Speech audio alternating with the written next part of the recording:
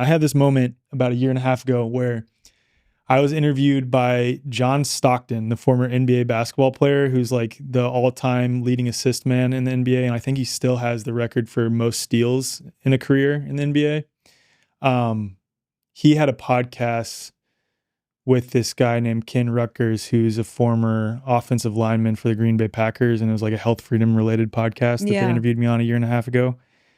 I had this moment afterwards because they interviewed me about virology because I've just like found myself diving really deep into that. I give lectures on it. I've traveled across the world talking about it.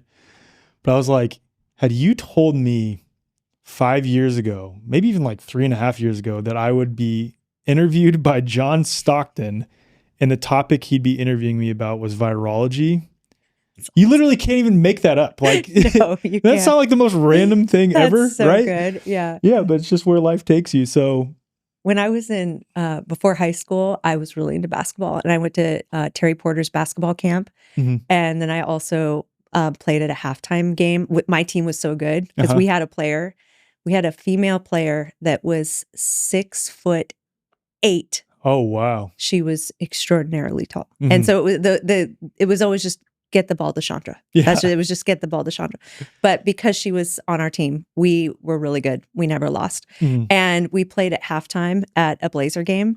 And Charles Barkley patted me on the head. So that's your claim to fame. So that was cool. That's pretty cool. Yeah. Yeah. So I bring that up because, we were talking before we clicked record, like your path to doing what you do now.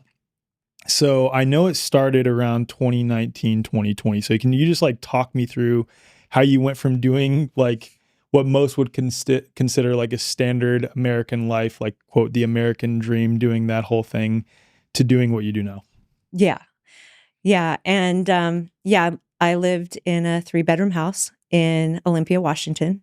I had a marketing job, went to work every day. My 2 boys lived with me.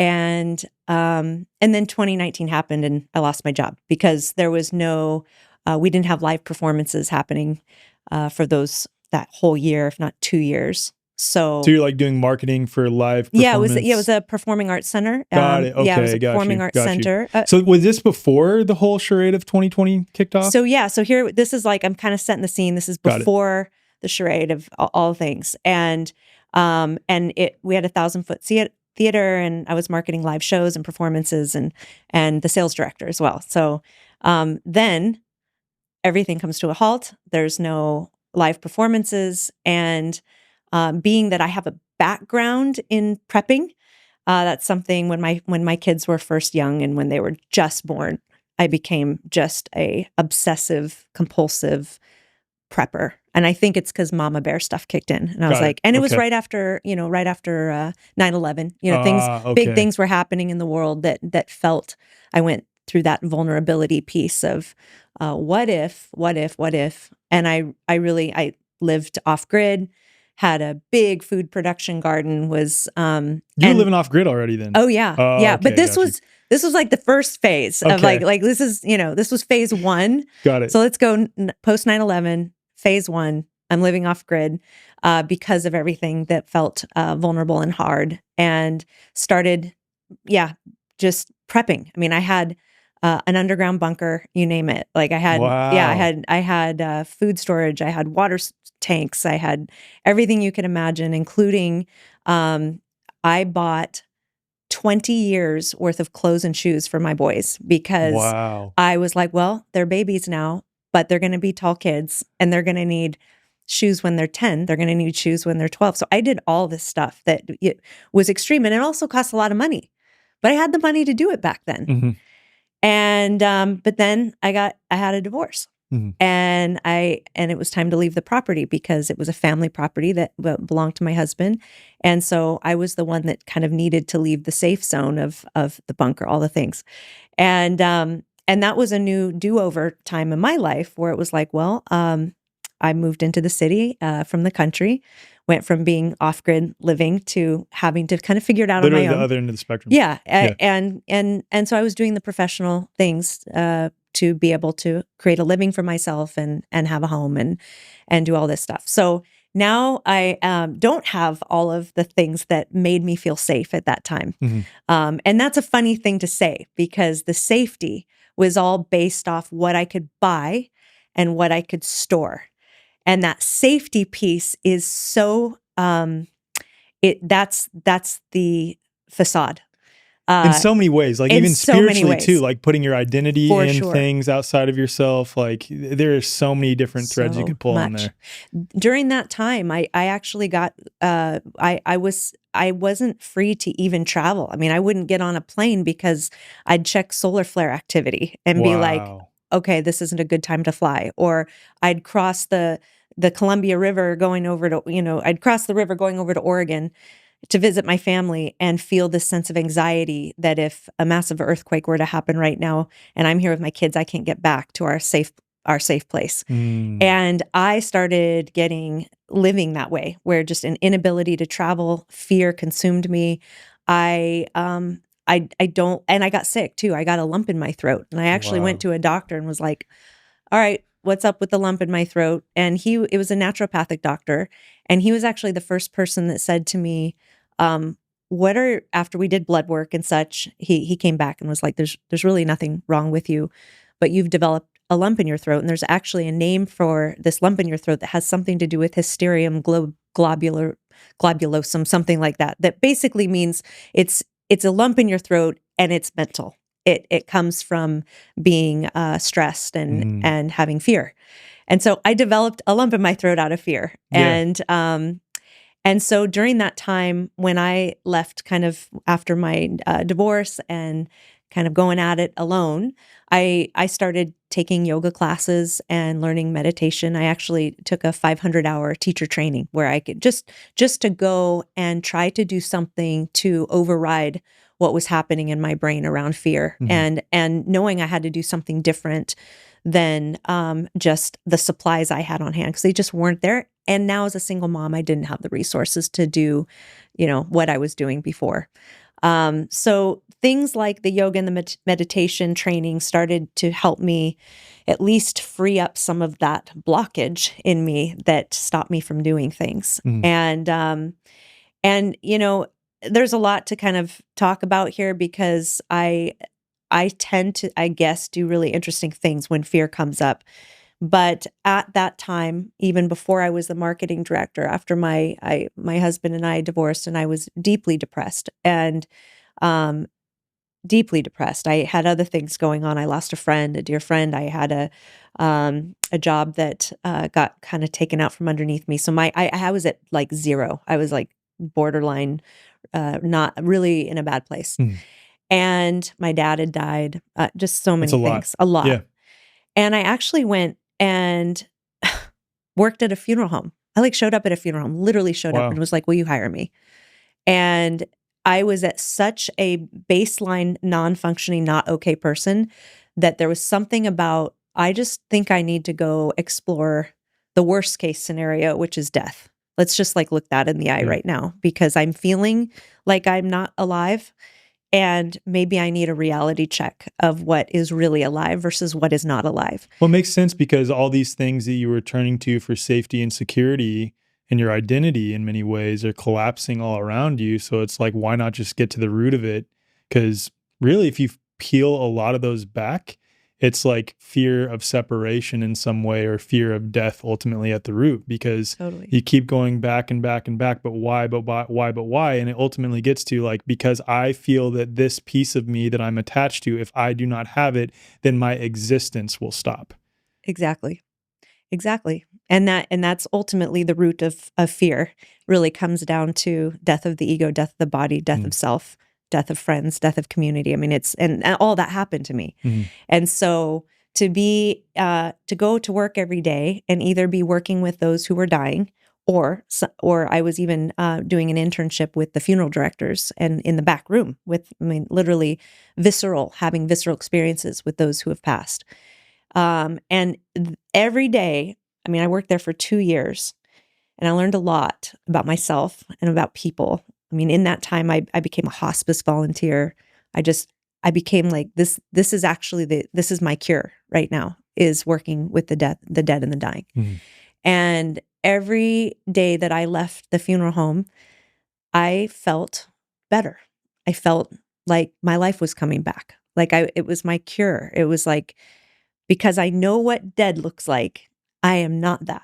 And so every day I left, I had kind of a new sense of just appreciation for healthy, a healthy body. Mm-hmm. I mean, it's just so simple, like down to basics. And every day, 2 years, went by, and I just was like, I'm feeling better. I feel good. I feel grateful, like really, truly grateful to be alive. And that was just a time in history for me that really had me looking at death, and that's kind of part of why I think I can do what I'm doing today, because of that training. I actually teach an Aliveness course online on Zoom, and we start with week 1, write a death plan. We're going to open up our mortality. Like, we begin there, because that's the one thing people just aren't comfortable with. But if we start there and we start talking about it, and we start like really breaking it down to where does our fear begin, and what happens if we're more empowered with our decisions that even lead to that moment in time, and how this is part of our spiritual existence, is this life portal and an end of life portal. These things are fascinating to me. Yeah. And so that's where we begin our aliveness training. And back to full circle, that doctor who, naturopathic doctor who had, this lump in my throat, he was the one that actually gave me the idea, because he said, what are you afraid of? I'm going to ask you to write everything down that is coming up for fear for you. And that's your homework. To overcome this lump is to start addressing your fear, write it, speak it, and then do things that you can do to overcome what is your biggest fear factors. And at the time, it was either death of my kid or death of me. And then my kid's alone. My kids don't have a mom. And that's like really what it boiled down to.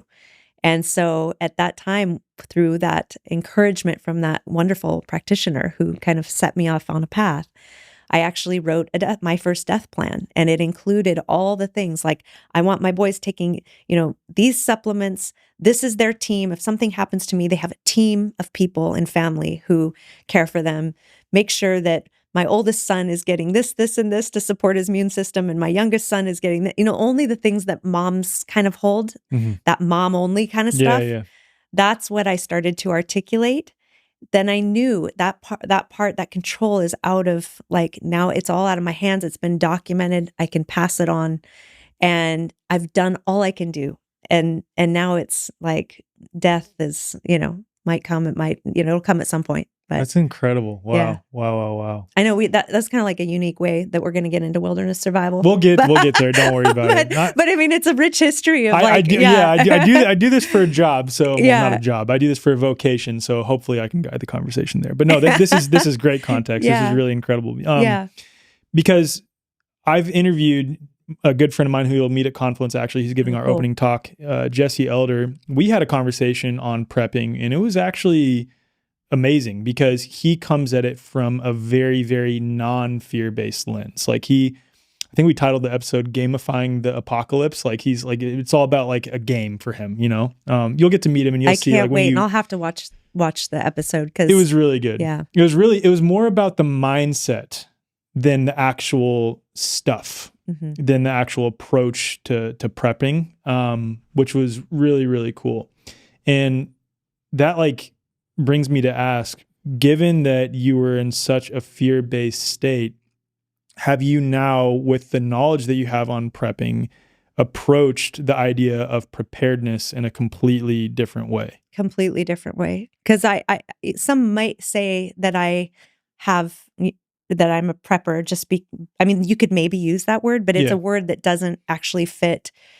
I have like a conscious preparations of things I do, but really all that actually boils down to is that we live in a very unique time where we've completely lost the skill sets to harvest our own food, to take care of our own medical needs, to as a society. Yeah. Like this is a problem. We've just lost our sense of self-reliance. We're not. You mean like what it means to be human, literally like 200 years ago? Yeah, 150 years ago, 100 years ago. Exactly. Yeah. Those things just aren't in place anymore. Yeah. And we're not teaching them in schools. Kids don't know how to do things like, I think that every young person should be having opportunities to learn how to do human skills. Yeah. Just human skills.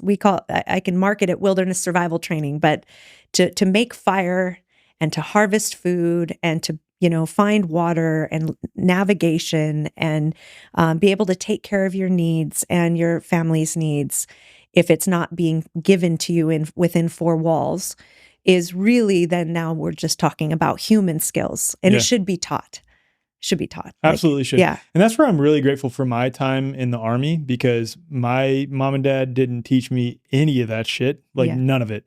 So me being in the military, I went to West Point for 4 years and then was in the Army for 5. So 9 years in a military environment, that's where I did learn a lot of those skills. And I'm really grateful for them because they do matter. And it's not coming from like a fear-based lens. It's coming from like, okay, you know that you can handle whatever comes at you. And it's more about that mindset than it is the actual practical skills and tools. When you're put into various situations, not that I've been to Ranger School or anything like that, like obviously Ranger School and then some of the training that Navy SEALs do, that's beyond. Mm-hmm. But I have been put in stressful situations where I'm forced to use what I can in order to not only survive, but thrive.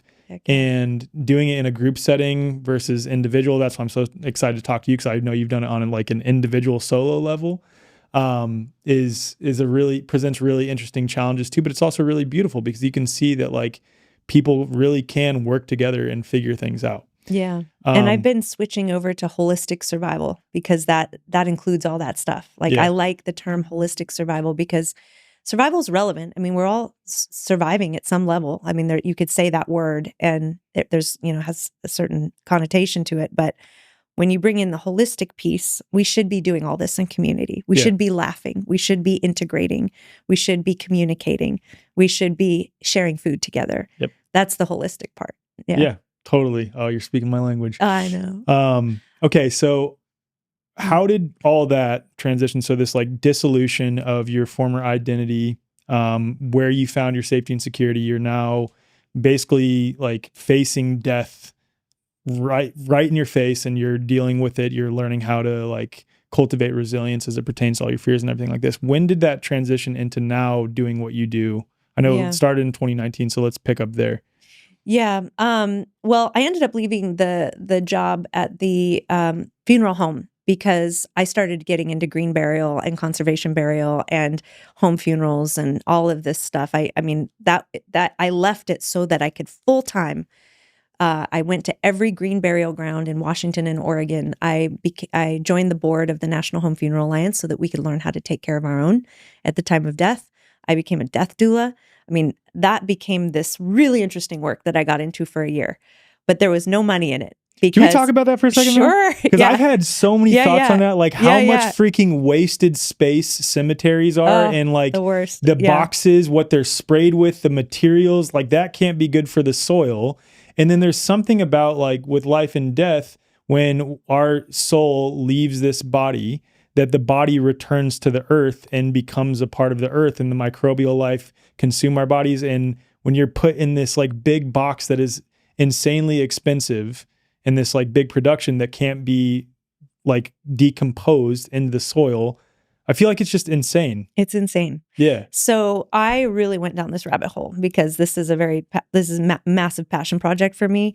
The more I was working in the funeral industry, and it's an industry, the death industry is an industry, and the cemetery industry, because so we have big cemetery, like we have big pharma. Oh yeah, it's like it's the dark side. I knew it, and it's sales driven, and it's all of the things, and so let's just talk about the cemetery for a minute. And they are two different entities. The funeral industry and the cemetery, they're two separate entities.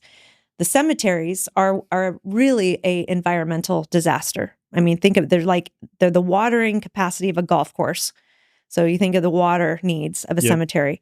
And then you are putting all of this steel and concrete into the earth, because most cemeteries require to have all of that steel and concrete so that their machines can drive over and hold the integrity of the machines.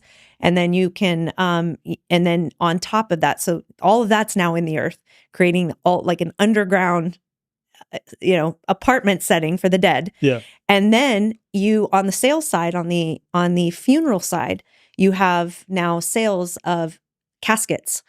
And I went to a sales convention in Las Vegas when I worked at the funeral home and actually saw a full-on sales convention for the funeral industry. It was unlike anything you've ever seen.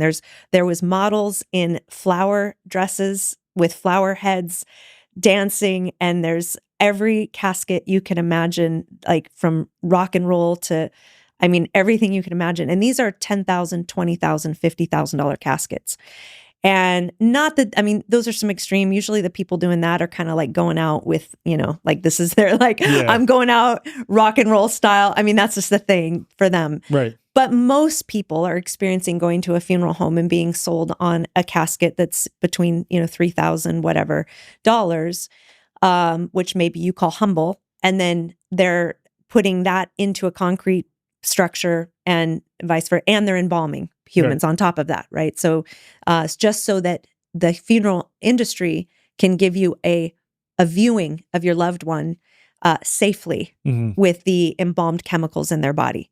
So it is as messed up as you can imagine. I mean, this is actually as non-human, as non-compassionate, and non-environmentally like sound It's not natural or conscious. Nothing about it is okay. Yeah. And even to do the embalming process, they do that so that they can put makeup on the face. And, back in the back room, they're making them look alive again. They're dyeing their hair roots and they're putting makeup on their face only so you can have this viewing to see this body that looks oddly alive and with color.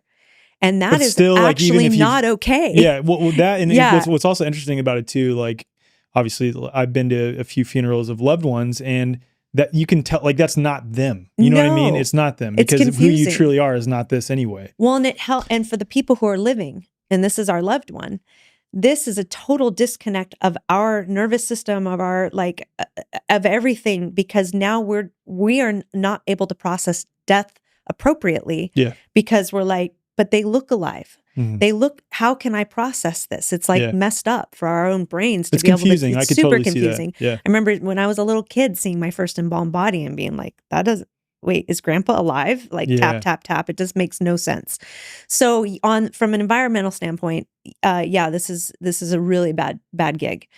And the more I learned about this while I worked there, I would bring this to my employers and be like, can we talk about can we start a green burial ground here? Can we do something here to have a different offering? And it just wasn't on the table because there wasn't money in it. Wow. And so I went to New Orleans. I met with the Green Burial Council. They had their annual meeting there, and I just wanted to meet these people who were talking about how to do it differently. And the more I kind of took that path of meeting people, and when I went and talked to the Green Burial Council, now I'm meeting people who are part of the National Home Funeral Alliance, and they're talking about how it's legal and it's totally normal for us to be able to care for our own dead, like that. It's and then there's ways to do that to make it safe. It's a dead body is not an unsafe situation. We actually want to have those precious 3 days or whatnot to hold our loved one at home, to anoint them, to clean them, to sing over them, to cry with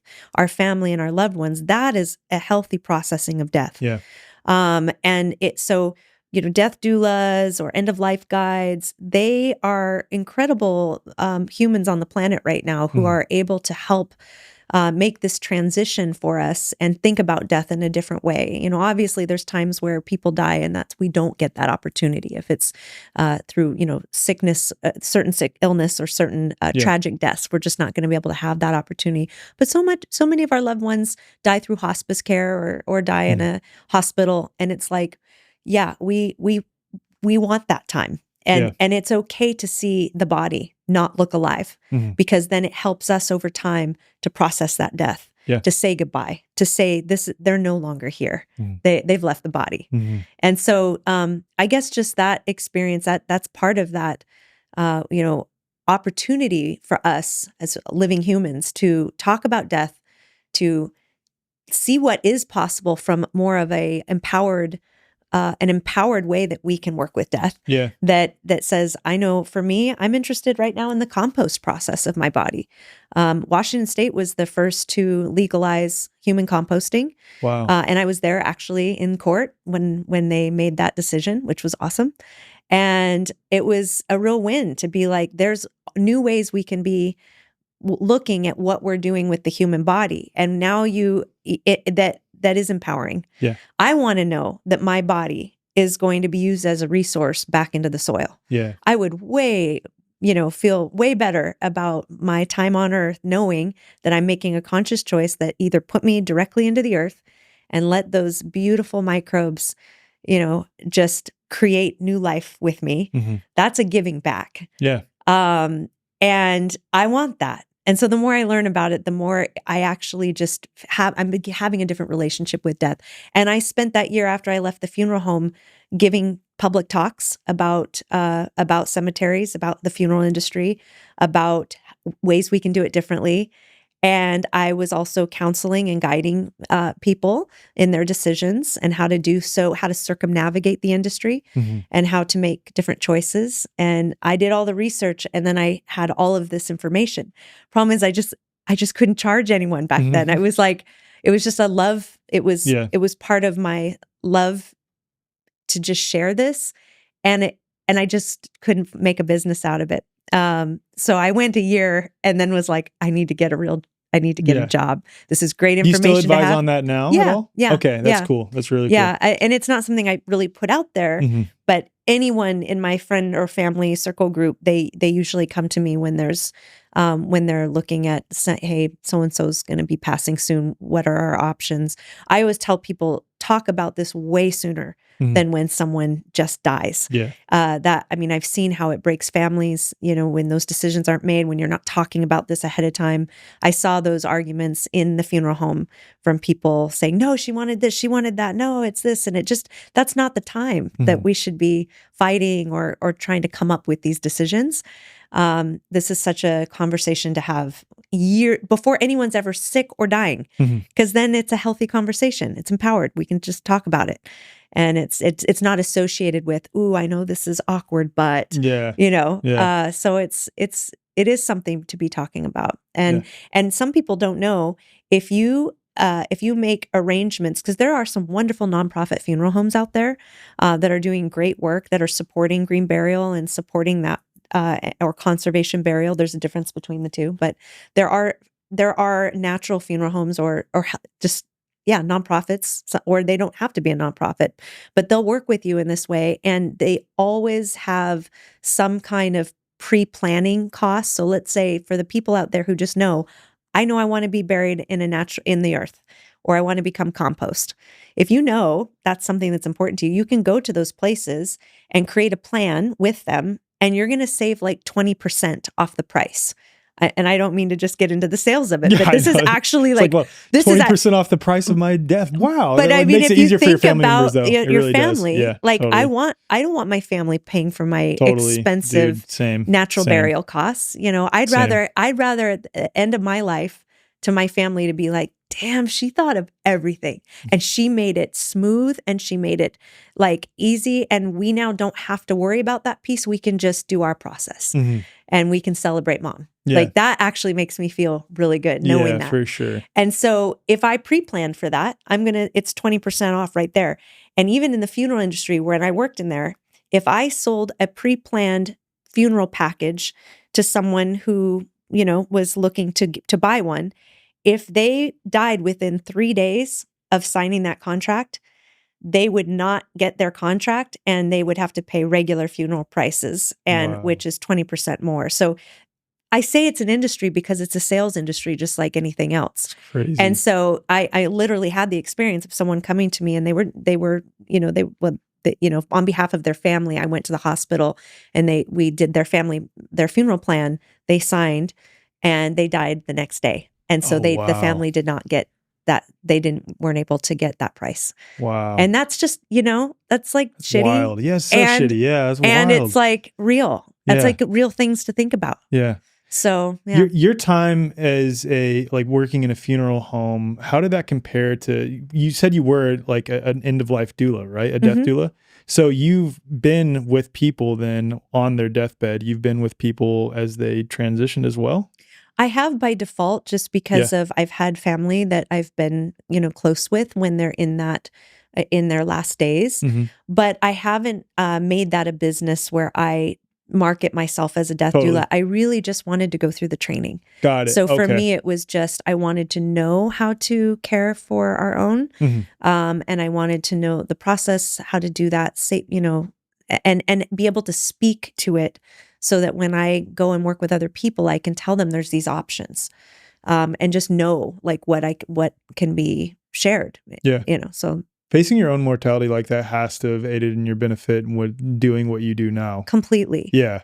It is step one. Yeah, I bet. Because I have said yes to some things, and I've done some things that a lot of maybe family might be like, why would you do that? Yeah. Like that, like you could have died doing that. Like that's sketch. Yeah.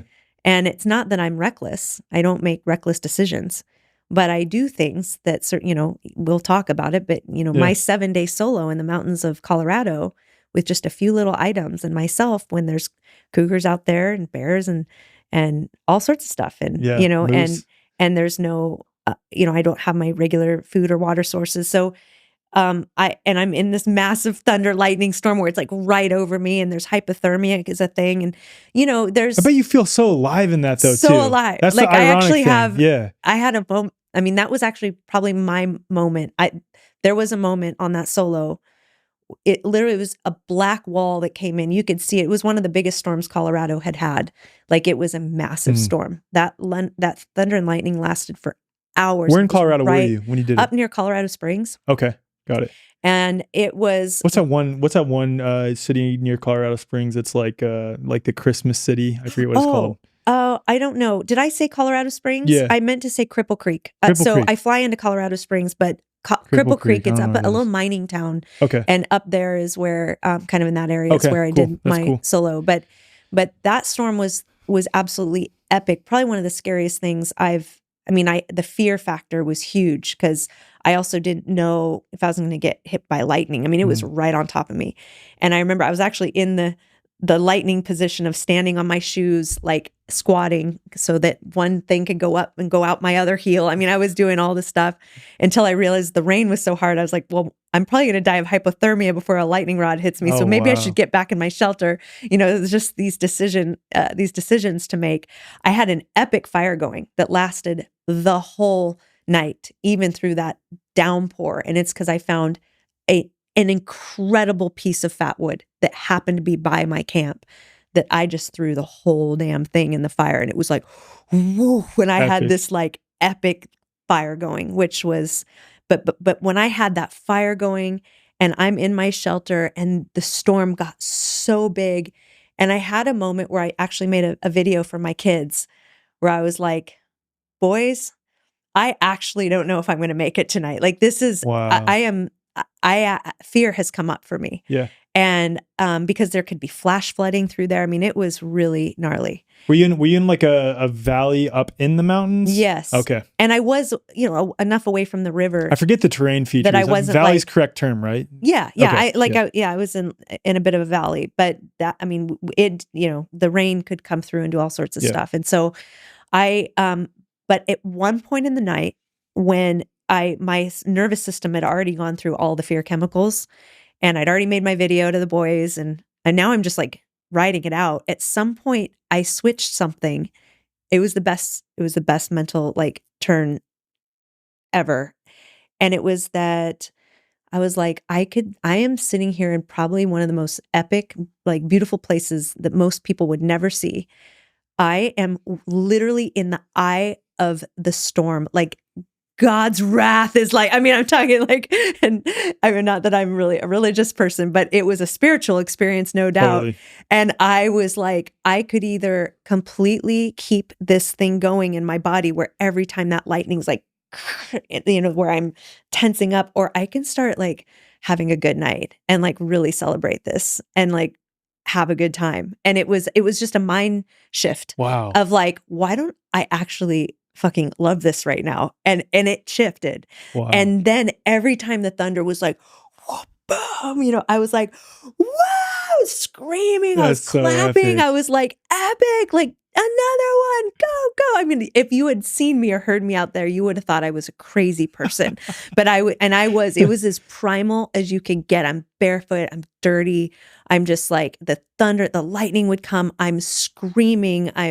You know, I had the best night of my life. That's so It was cool. epic. And then, you know, the next day I'm just like giggling in my shelter, like, oh, you were so crazy last night, Jess. You were so crazy. It was like, I loved it. It was, that's amazing. I mean, it's like, I could either completely suffer all night long in fear, or I am where I am. It's not going to change. Accept this. And why don't we have a good time with this? Yeah. I get to experience this. Yeah. Not everyone would be in the eye of a storm like this in the middle of Do nowhere. you think like the big shift in that experience was accepting death? Like the possibility? Why? That's always in my field. You know what I mean? Yeah. Because like you're talking about how fear came up, right? Yeah. And you're like facing your fear. You're getting on your phone to make a video for your kids just in case someone comes across it the next day or something like that. But I hope this isn't like a leading question, but do you feel that it was you getting to the point of like, okay, I can accept that this is what I have and whatever happens, I'm going to be okay? Or was it more that I know I'm not going to die, I'm going to be okay, so I'm going to celebrate this? Like, was it, you see what I'm asking? I do. And I already had the thoughts of I could die tonight. Yeah. That actually like really circled through many times. Like this could be that thing that was really stupid and I die. But at some point in the night, that thought is like, I'm not dead yet. Like all of this has been going on for hours. I'm completely alive. I literally have two choices here. It's either to continue to think that way or to celebrate nature and my absolute integration into this experience. And then it's like, that actually just sounds like a better use of my time. With a better outcome. You're here anyway. Worrying is not going to get me anywhere. Yeah, worrying. Yeah, right. And that, I think worrying is one of the biggest things ever, especially as a parent. Like, oh my goodness. That goes back to my lump in my God. throat. Like it's the worry that is, fear and worry are like these two frequencies that just, when we learn how to say there's got to be another channel I can operate from. Because like worry does nothing. Yeah. In a lot of cases, fear does nothing because a lot of our fear is based off what our mind is doing. Totally. Yeah. It's all in here. Yeah. Okay. That was epic. I want to get back to more like the solo experience and how you even got there. So 2019. Yeah, 2019. It's fine. That's what happens on this show. 2019. So you had all this like prepping knowledge, but you had released a lot of the fear associated with that. You lost your job. You're no longer doing this death doula stuff because you realized I needed a job. You needed a job. So you start doing this marketing thing, but then that all collapses. So what's next? Now I have a mortgage. I have this 3-bedroom house, a mortgage. My health insurance is on the line. My 501k is on the line. 401k is on the line. Everything's just like, yeah. What am I going to do? Yeah. And on top of that, I had all my friends were like going to Costco and dropping like $2,000 on groceries because they're like, well, we don't know. We're going to need toilet paper. We're going to need. Because this is now transitioning 2020. Yeah. Got it. So now we're moving in. It's 2020 energy. Okay? Got it. So people are freaking out about what if the food supply chain crashes? What if we, literally I ran out of toilet paper. Like that actually happened because in that moment, because I was a prepper who had all that fear before, after 9/11, I refused to go back into that mindset again. Wow. I had already healed it. And I was like, I am not doing this again. I have lived now without a bunker. I've lived without my food storage. I am not going to go. I don't have the money to go buy all this stuff and start all over again in this frenzy. And I actually literally ran out of toilet paper, which now I'm like, oh, not a problem. But back then I had to like borrow from a friend. I had to like dial a friend. And it was, and so it was an interesting thing. I was waiting it out. I had a year where I was furloughed. And so I had a little time. And I went and took a one-time wilderness survival training course. Like I went for like 4 days. How did that pop into your awareness? Were you looking for it? Yeah. I just was like, what am I going to do right now? Why don't I go? I just did a Google search and went and took like a 4-day class just as something to do. Well, in that same year, I actually started dating someone who lived in Idaho, and it's a funny thing how I even started dating him, because it's very serendipitous, actually. Like, he's a huge part of where I'm at today. I'm so grateful for him. We're not dating anymore, but wow, he like this person that I met changed everything for me. I was in Boise for work for marketing the arts, and I'm listening to jazz music, and a girlfriend and I had gone on a dating app and said, only go on there. We have 30 days. Choose someone on the dating app you would never, ever, ever, ever normally choose on a dating app. Like, go completely, just meet someone out of your comfort zone. And I was in Boise. I hadn't really done the dating project, because I'm busy and it just wasn't my priority. She calls me and she's like, you're in Idaho, get on that app and get a date. You only have 3 days left on this challenge. So I get on the dating app and I pick out a guy wearing camo, because I'm like, I would never date a guy in camo. It's like, here we go, challenge on. And I end up inviting this, he's holding fish in some of his pictures, and he's like clearly an outdoorsman. And it's so funny because now that's like your type now, or that's like what you do. Yeah, I mean, maybe not your type, but like, but I just definitely wear camo sometimes. You're holding fish, like you're right.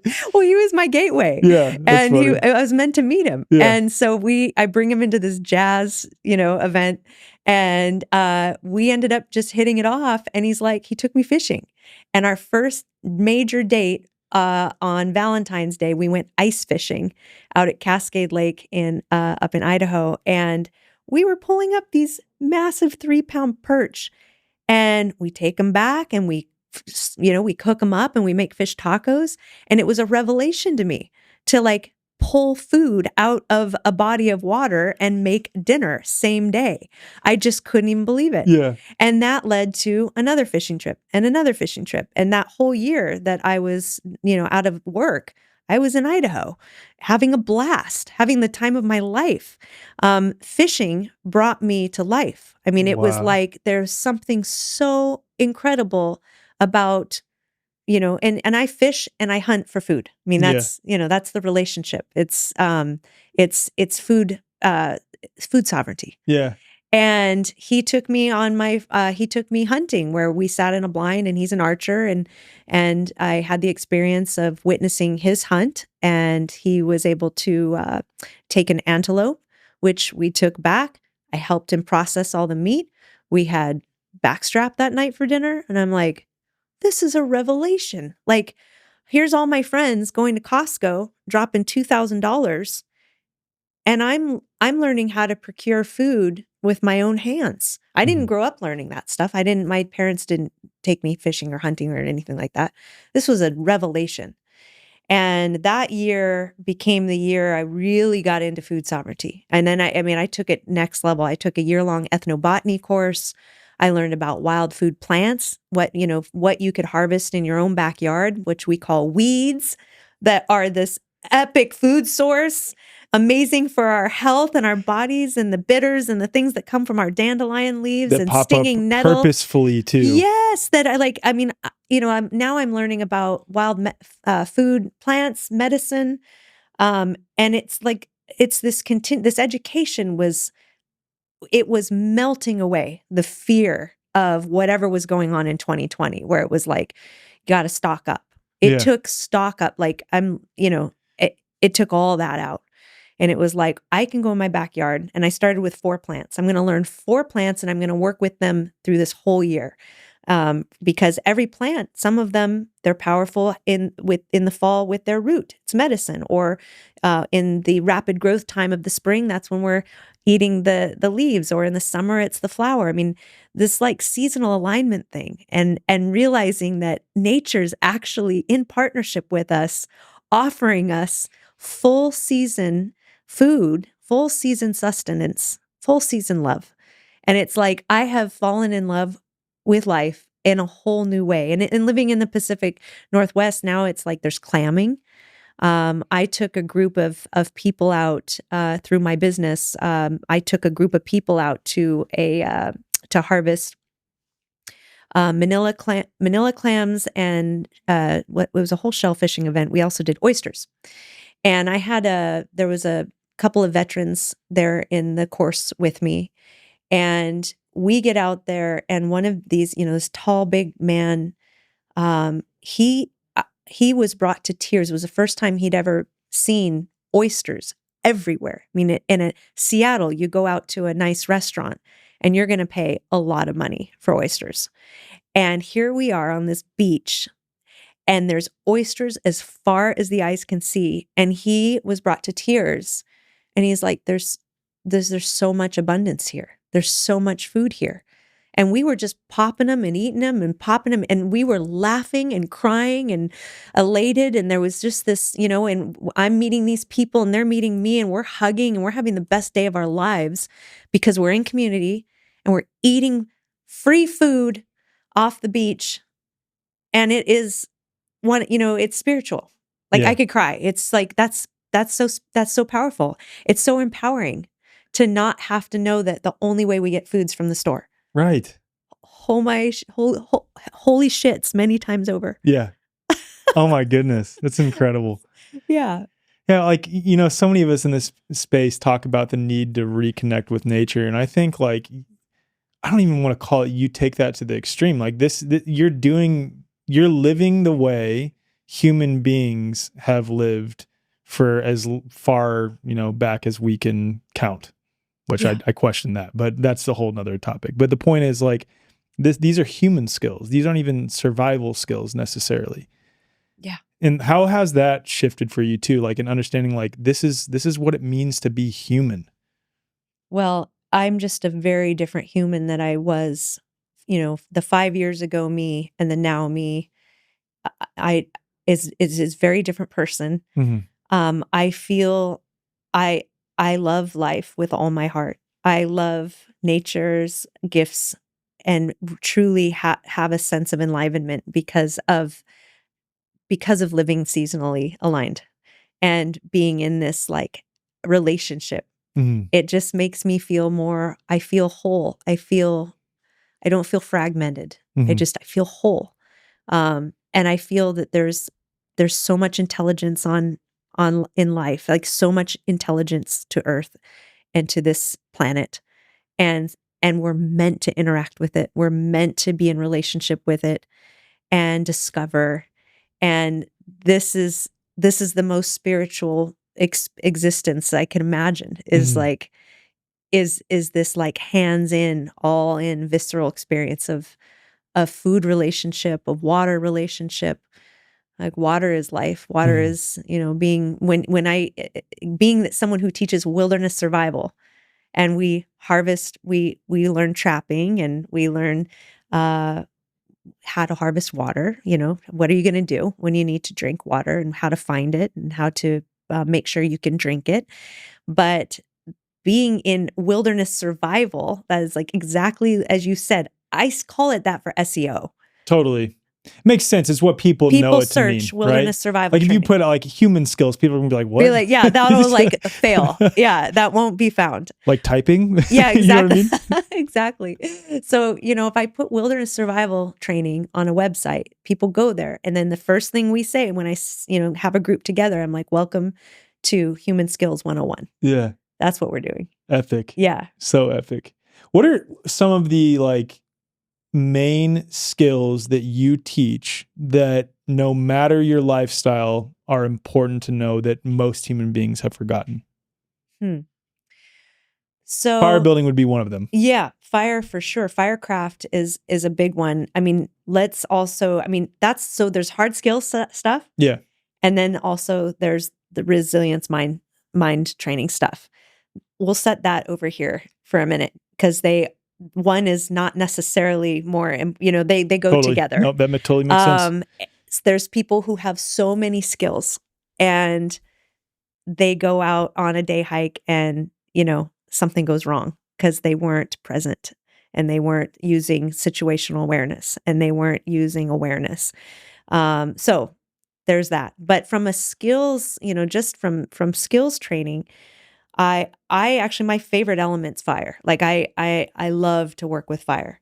And I'll be at Confluence teaching fire. Teaching So fire, thank you for right. inviting me Of course. to be doing working with that element with people. It's one of my favorite things to teach because, you know, fire is the ultimate. I mean, it's the alchemy. It is not only from just what it represents, from let's even start with our human body, right? Like our human body has all the elements. We are the elements. Amen. We are not observing nature. We are nature. Right? Like I know you know this. It's like so let's start with how that all is represented in our body. And so when I teach my Aliveness course, we're actually talking about, we're going to get into the hard skills of fire. But do you realize you have a volcano, you have fire in your body, and that you have ways to be stoking your fire. You have, and let's just call fire passion.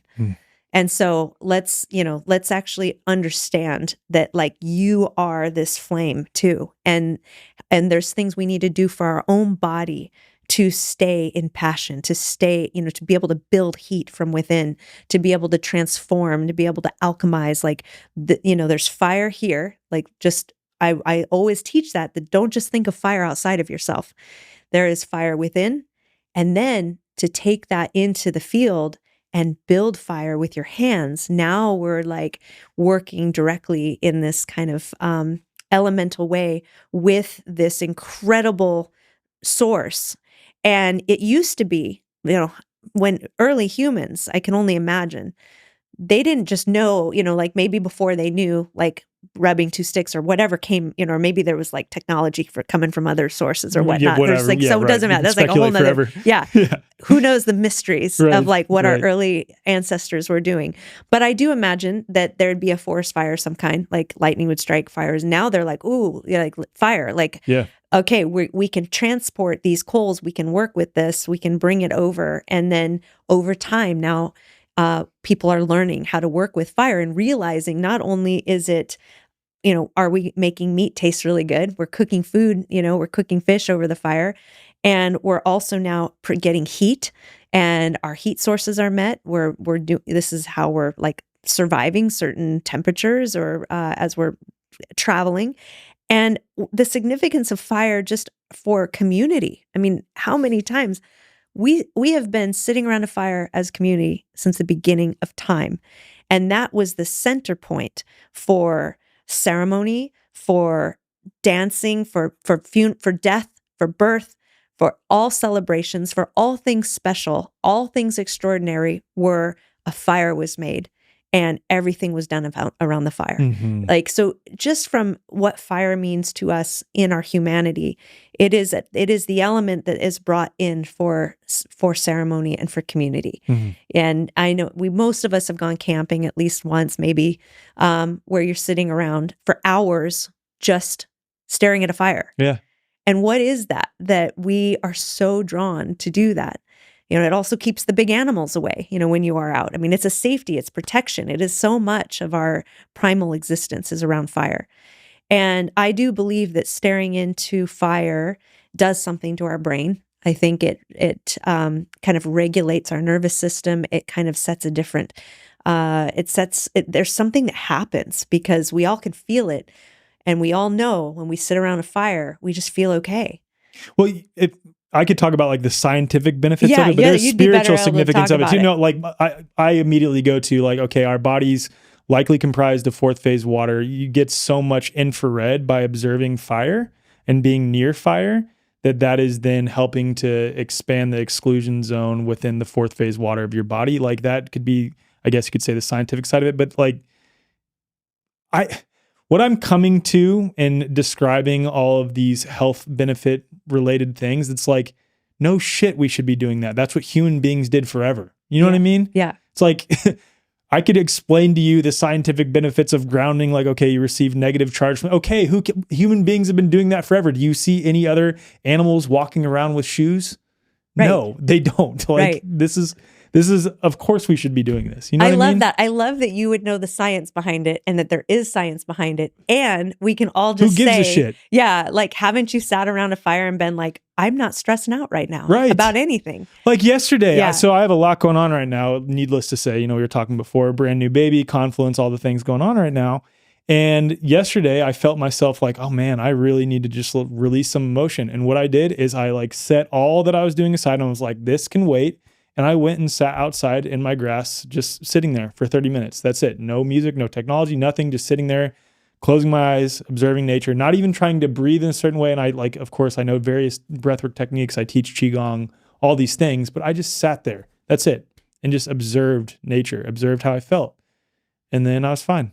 Totally Fine afterwards. Yeah. And like everything about wilderness survival, from, being out in wild places, being out in nature, learning about fire, sitting by a fire, creating your own shelter needs, maybe harvesting food, like somehow maybe like found a couple plants to nibble on by the side of a creek, some mint or something.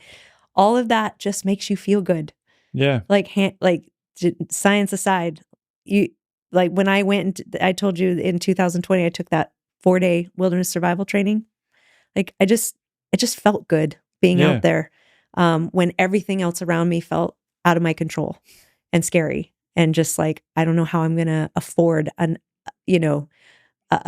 mass frenzy of people needing to buy their resources. I don't know how I'm going to do that. And, and thankfully the timing of me meeting this man and him kind of taking me under his wing to take me fishing and hunting.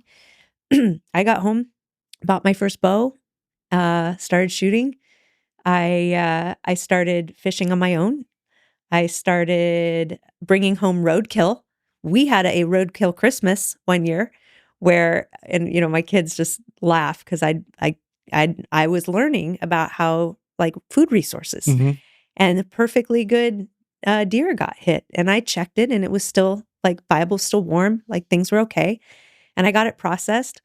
And that year my family got roadkill like sausages for Christmas.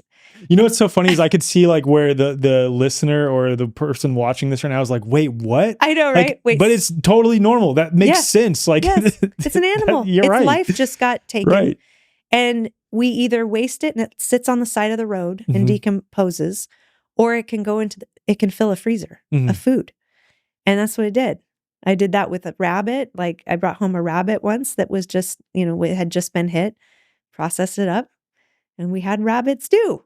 Right. I mean, but there's something resourceful and something non-wasteful. One of the biggest problems I've had with some of the prepping mentality is so many people buy all this food and then time goes by and then it just goes to waste. Right. And they're either not rotating it or it's food they actually would never eat. Right. So it just kind of sits there. Or it's the food in those boxes that are actually horrible for you because you have to use so much water to even eat it, which is wasting the water resources you may have in a prepping situation. Yeah. And it's sad to see the waste. And that's just, I don't like that. And I love not being wasteful around food. I think if a perfectly, a deer, it gets hit by a car and I'm able to save it, great. There's just something again that just feels good about that. In addition to the fire, what would you say are some of the other skills that people have lost that are actually one that may not be thought of very often? Aside from fire and then like picking up roadkill on the side of the road, learning to process. So processing animals would be one too. Yeah, I mean, I actually think that's a great skill to learn for sure. And because even though I'm not a fear-based person at all, I'm very aware that our world, there's an unraveling happening. Totally. I mean, we're in a massive unraveling.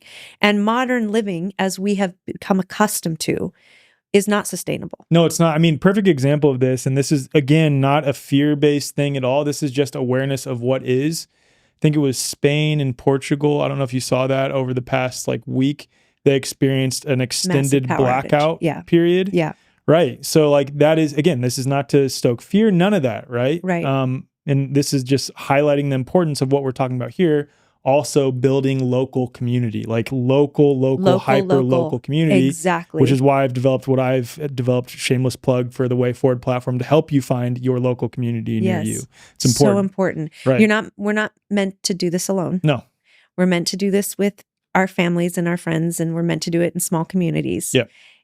Not everyone has to know everything. Yep. But we should all be learning human skills. Yes. And that's just common sense. It's if you are a person with eyes open you should be able to see around you that it's time. Mhm. This is our time for really the enrichment of human skills.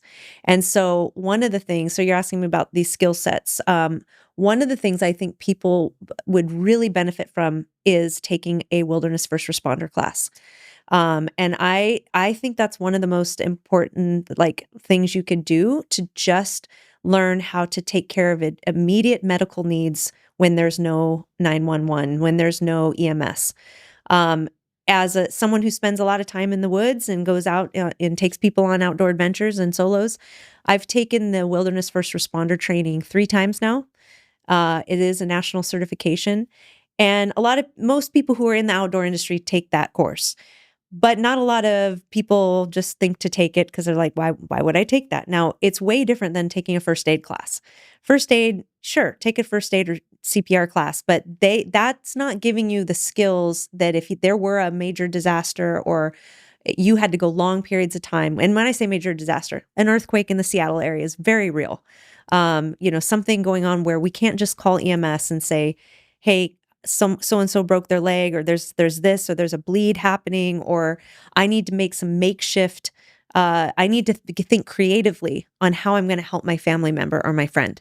And the wilderness first responder teaches you that because it's meant for people who are out in the backcountry, don't have access to a quick remedy for someone coming to save them, and needing to not only recognize when there's a medical emergency, and so know some of the medical reasons why you're even experiencing one, but also to be able to help do something, and even though, I mean, the mindset of like, if someone you love is in a medical crisis, so we want the mindset to be able to say, I have some skills and I know how to stop this bleed. I know I can recognize shock is happening. Now I need to do this, just to be able to go through those steps. I think that training is invaluable while we have the opportunity to have that training, because that's something that anytime we've seen when there's been a major natural disaster in our world, people go long periods of time without help. And if I feel like as a responsible citizen, that is my job to know how to do some basic things to take care of myself and to take care of my family and my friends who I'm around. That's to me part of like healthy, holistic preparedness. Yeah, that makes sense. Yeah. That totally makes sense. Yeah. Would you say that foraging would be another one possibly? I think it's a great one. I think everyone should. So I'm like thinking let's say worst case scenario, right? You're someone who has done zero prepping whatsoever. You have kids to take care of. Yeah. What do you do when the grid goes down? Yeah, right. Because you're then thinking, okay, how do I get food? Yeah. How do I get water? How do I get shelter? Right. Well, and water's our most important thing. So water's a biggie. We can talk about that next. But food, I think starting to learn about wild food, it's not just plant, it's everything, right? It's all part of that process. Yeah. It would be very hard to live off the weeds in your backyard alone. So we need to know a lot of things and to not get overwhelmed. That's why I tell people just start with 4 plants that grows really close to you. Like for me, nettles grow everywhere in the US. Okay. Stinging nettle is like everywhere. It's a great plant to be working with. It's our first spring green. It's high in protein. It has all of this chlorophyll. It has all of this B vitamins. Like it is so epic for our bodies to eat nettle. It's healthier and more iron rich than spinach. Wow. Yeah. And it grows prolific in my backyard. I mean, I could be having sauteing nettle over a cast iron pan and have some really good food through the spring. That's what's awesome when you don't spray shit in your backyard. You get to see what actually pops up around you and what's endogenous to your area. Totally. Like we're the weird house in the neighborhood where that doesn't have like a perfectly manicured. Oh, good. Yeah. Which is a good thing. Yeah. And so then you have, and there's some starches out there. Like if you're in a place where cattails grow, I mean, yes, learn plants. Absolutely. We should be diverse though in how we're looking at this. So the problem is most people, I called it my year of rewilding. I had this year of rewilding where it was like, I'm going to learn. It was an overwhelming task to think about just all of a sudden becoming this self-reliant person, because it can be very overwhelming to start that. So I would never want people to like not begin because it's an overwhelming task to think the grid goes down tomorrow. It's like start for the joy of it. Start this process to remove fear out of your life, to feel so connected to self, to land, to people. And it is the most joyous path you will ever have. No matter what happens in the world, you will love the moment you harvest something and you turn it into something that you can feed yourself and your family. That is it. And if one of these other things unravel, we'll kind of meet that at that time. Epic. I love that. One question on that, on the food thing, and this can be very touchy for people. And I want to, again, preface this. I've said this so much, that I'm not one who subscribes to like one specific type of diet is the best diet for human beings. I've interviewed people who are certain that they're like carnivore or ketovore or animal-based or nourishing traditions approach is the best approach. And I've also interviewed people who like have gone for 30 days without eating any food, sometimes 60 days. Like people who claim to be breatharians who haven't eaten anything at all. I interviewed Jasmine Heen on that. So like, I don't subscribe to any of them. And I think we get nourishment in so many other ways other than food anyway. Totally. With that being said, I've watched the show Alone, and I'm also assuming that amongst the reality TV shows, this might be one of the shows where it is most closely resembling what is actually happening in reality, right? Mm-hmm. Like it's not as much of a production. Yeah, that show's legit. Okay, yeah, that's what I assume. It really does seem like I have a lot of friends who've been on that show, and it's so legit. Yeah, that's what I assume, because there's also, in the space of the like truther space, people assume that everything that is shown on TV is fake, and I'm like, I don't think that's entirely true. They are self-filming and they are on their own, and they're surviving. Yeah. I love that show, by the way. Yeah, me too. One of my favorite pieces about that show, just a quick little tangent, is that the people who tend to go, like upwards of like 30 days, they all, whether they want to call it that or not, are having a spiritual experience, because they're like having to, okay, I've now figured it out to sustain being out here for 30 days. And now I'm having to wrestle with my thoughts. I'm having to wrestle with like the what ifs in my life, the harm that was done to me, the things that I did wrong to other people. Like, am I showing up as a dad? Am I showing up as a husband? Am I showing up in this way? Like, what could I do better? They're having to really reconcile all those things, and they're really having to face themselves. And it's really cool to watch. And it's even cooler though, for the people who go, an extended period of time, and they go through that process and you see them cry. You probably don't see all of the footage from it too, right? And very, very personal, cathartic experience. And they get to the point they're like, you know what? I could continue doing this for another 30 days, but I don't even want the money anymore. Like, I don't really care. I've already proven that I can do this and I could keep going, but I feel complete. I'm just going to tap out. Yeah. Only a few have done that, but like there has been people who've done that. Now, okay, I don't know if it's definitely a spiritual experience from what, I've heard that shared. Yeah. And when you're also hungry and you're not numbed in any way. I mean, like, think of our culture. This is a numbing. Oh my God. We're numbed. Yep. We're numbed. So we're not seeking feeling coping mechanisms all over the place. Yeah, we're not. Our food is numbing us. Technology is numbing us. So you remove all that, and now every little morsel of food is like this potent homeopathy of, that's in the body, and you are not numbed at all. You are fully activated, alive. Yeah. So you are going to feel things, and you are going to experience things, heightened emotions, heightened sensations of aliveness. It's phenomenal. Yeah. All right. Good tangent. I want to talk about Alone, and just because you've done that Alone experience. I know we touched on it a little bit earlier, but I really, really want to go into that. Okay, back to what I was saying though. I don't know of one example that I can think of where, again, these are supposed to be in survival contexts, and there is an argument to be made there though, but of being able to live this lifestyle and be vegan. Oh, yeah. Do you know anyone in this space who is? I don't. Yeah. No, I know of maybe a person that's vegan. I so respect and honor anyone's diet choices, because sometimes there's something spiritual going on that makes that this is the lifestyle I'm choosing. And so it's hard for someone to take a life that is flesh and blood. And so totally. But if you are just to kind of, let's just like take it down to survival and the body, you could see it, whether it's the Alone show or whether you just take let's just talk about our human ancestors.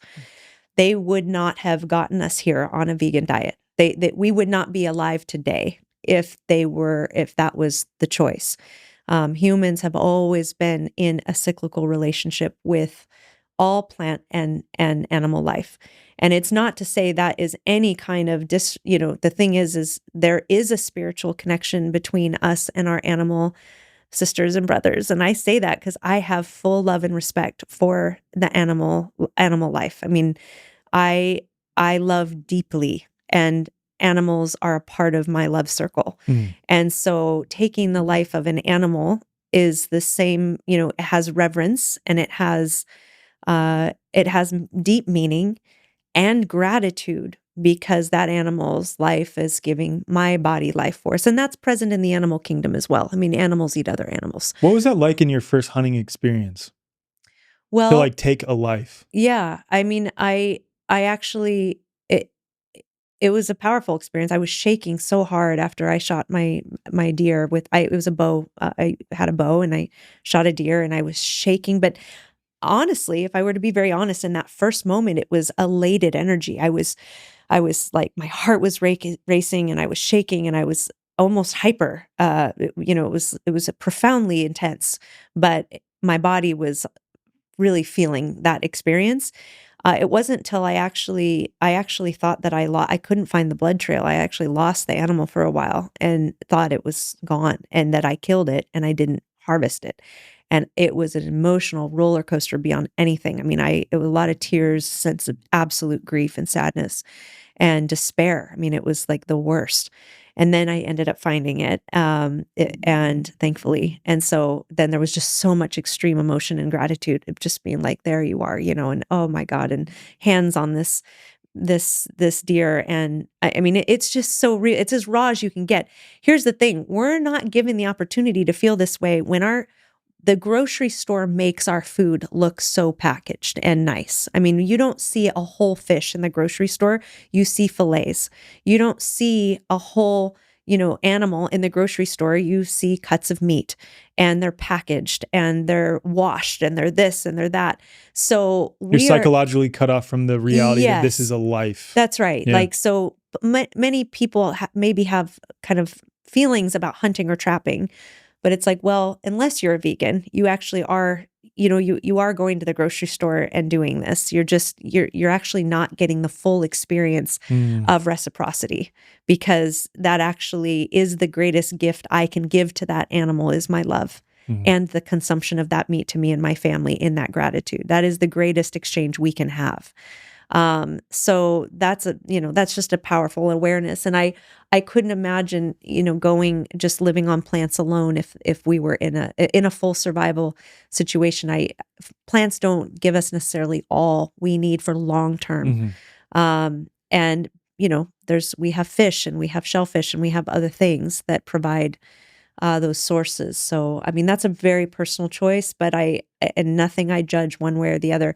But this could be a whole nother podcast, but I could have a whole feeling around plants and vegetables being life force energy. And it's like, if we're harvesting carrots and we cut the head off the carrot and we eat it, is that it? Like, when do we make that Secret Life of Plants? You've heard of that book? Yes, right? Yes, totally. When do we make the distinction that one has greater sentience and the other one doesn't? Yeah. And that one, when you sing to your plants and they respond in your home, and there's science behind this. Right.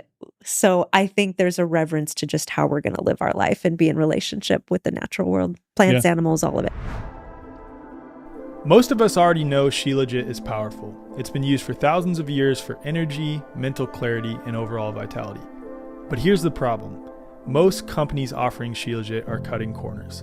They're using fillers, skipping proper testing, and even hiding heavy metals like lead and arsenic behind fancy marketing and Instagram influencers. Dr. Andy Kaufman saw this happening and decided enough was enough. As an MIT biology graduate and tireless advocate for health freedom, he spent years researching and testing dozens of different Shilajit sources. And what he found was shocking: widespread contamination, fake lab reports, and murky supply chains everywhere he looked. And in response, he decided to create his own Shilajit, Authentica Shilajit, sourced from over 16,000 feet in the Himalayas, rigorously tested for purity, and backed by complete transparency. No fillers, no mystery ingredients, just the real deal. Shilajit you can actually trust and feel from the first serving. And listen, out of all the natural health doctors out there, Dr. Andy Kaufman is one of the most brilliant, in-depth researchers I know. If he recommends something, I'm definitely going to pay more attention. So if you're taking Shilajit already but have that gut feeling that something's just off, you're probably right.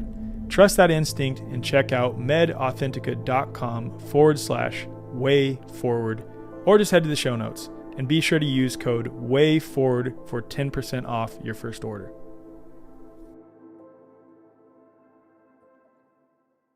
Most healthcare today operates on an outdated mechanistic model, treating the body like a battlefield rather than a self-healing system. You wait months for an appointment only to receive a rush diagnosis that labels you rather than truly understanding your unique health. Even in holistic health, many practitioners rely on endless lab tests and supplement protocols, addressing symptoms instead of the root cause. And the result? Another prescription or supplement regimen that merely suppresses or masks symptoms rather than facilitating true healing, whether the imbalance was physical, emotional, energetic, or a mix of all three. And that's why Dr. Tom Cowan co-founded the New Biology Clinic, to offer something radically different. As one of the most respected natural health doctors in the world, Dr. Cowan has spent decades challenging conventional medicine and advancing a deeper understanding of human biology, water, and natural health. His work isn't just about rejecting the mainstream, it's about offering a more truthful, biologically coherent approach for healing. The New Biology Clinic recognizes that health isn't about fighting disease, it's about restoring balance. You're not a diagnosis, you're an individual with a unique story, and healing should honor that. With virtual consultations available worldwide, the clinic offers a flat-rate monthly membership that gives you direct access to practitioners who take the time to actually listen. Members also get exclusive health live streams, a resource library, and live sessions covering everything from biofield tuning and breathwork to movement and meditation, all designed to support whole body healing. And if you're not ready for a membership, you can book a one-time appointment, sign up for an enrichment-only membership for the healing modalities alone, or schedule a free connection session with one of the care team members to see how the New Biology Clinic can help in your specific situation. This isn't about keeping you dependent on doctors. It's about making you sovereign over your health. Head to newbiologyclinic.com and use code THEWAYFORWARD, and that's spelled The Way, FORWARD, for $50 off account activation, or just head to the show notes for more info. If you're a member of The Way Forward, email hello@thewayforward.com for $150 off. Your body already knows how to heal, and New Biology Clinic helps you remember.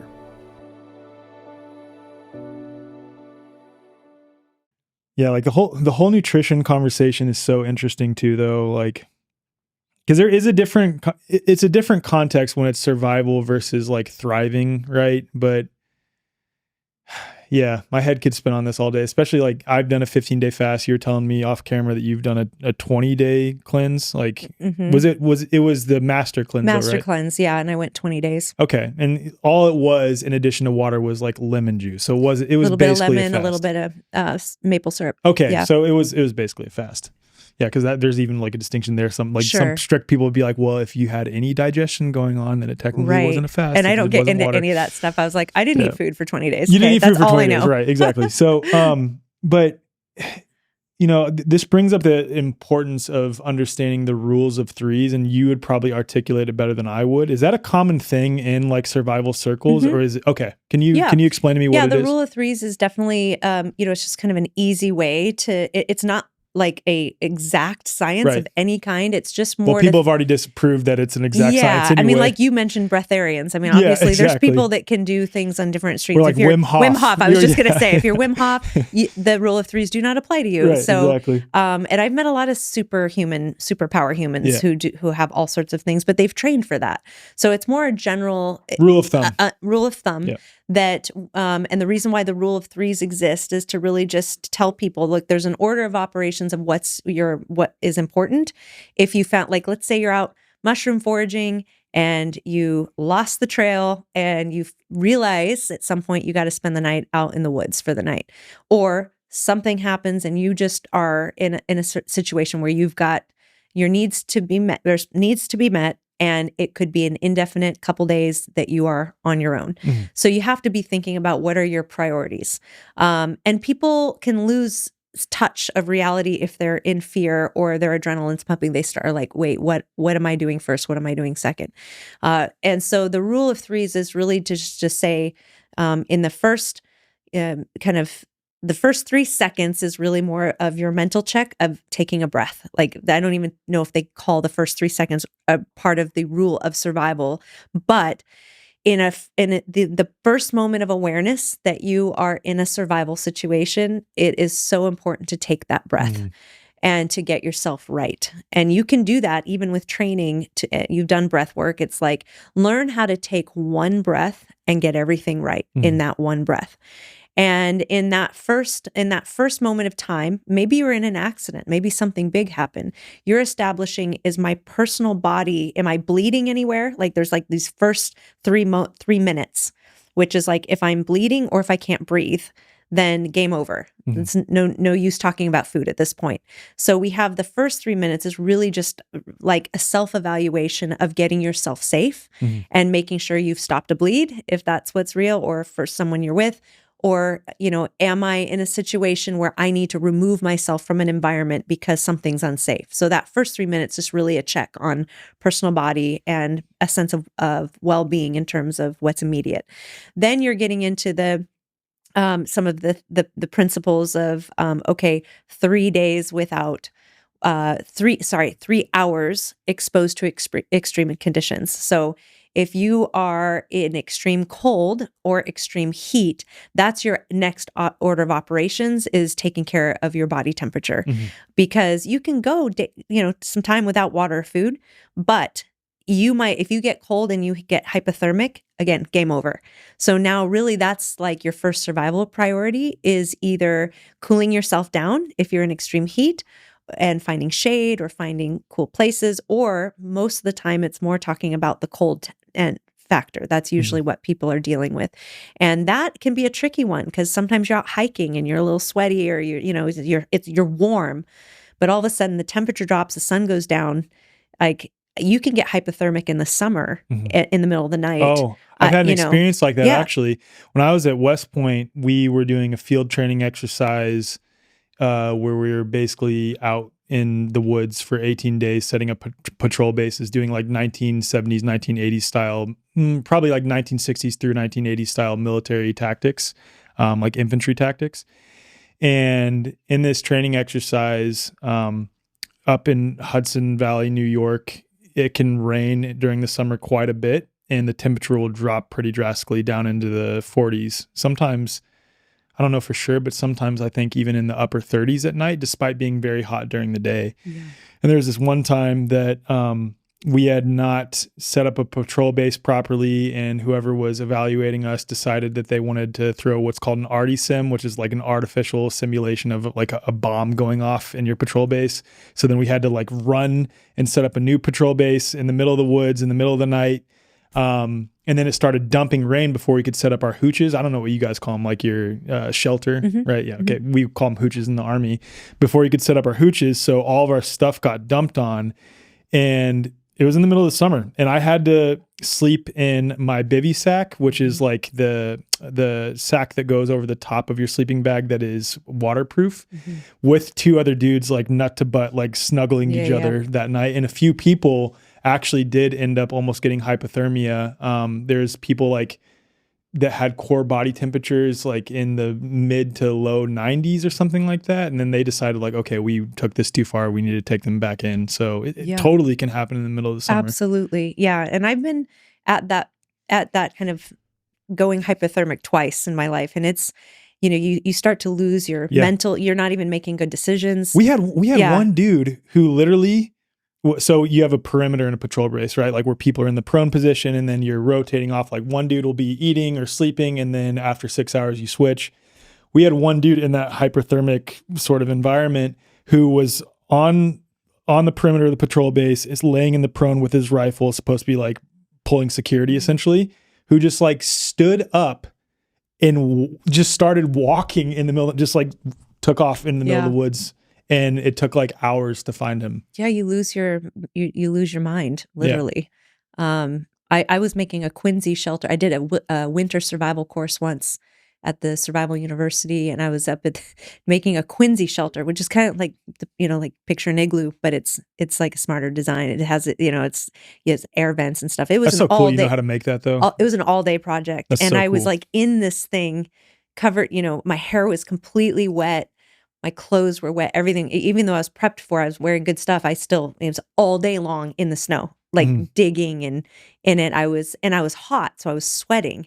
And then I'm in this thing, and I started to realize I finished it and I was enjoying my time. I had a little shelf that I was laying on. I had a little candle in there, and I was talking to my dad who'd passed away because I knew how proud he'd be of me. And I was having this like actually spiritual moment.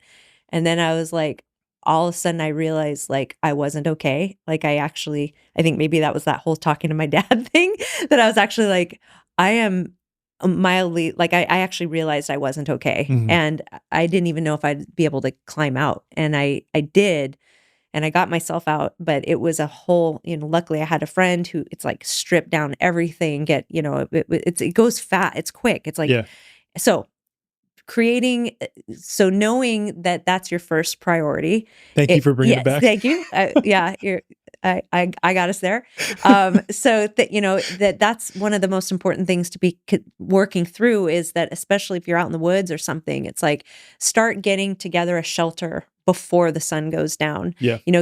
I always pack in my adventure pack when I'm doing stuff. I always have a spare pair of wool thermal underwear. I keep that always in my pack. And I also keep what we call sacred socks, which are a pair of wool socks that never get touched, that are just like that emergency pair.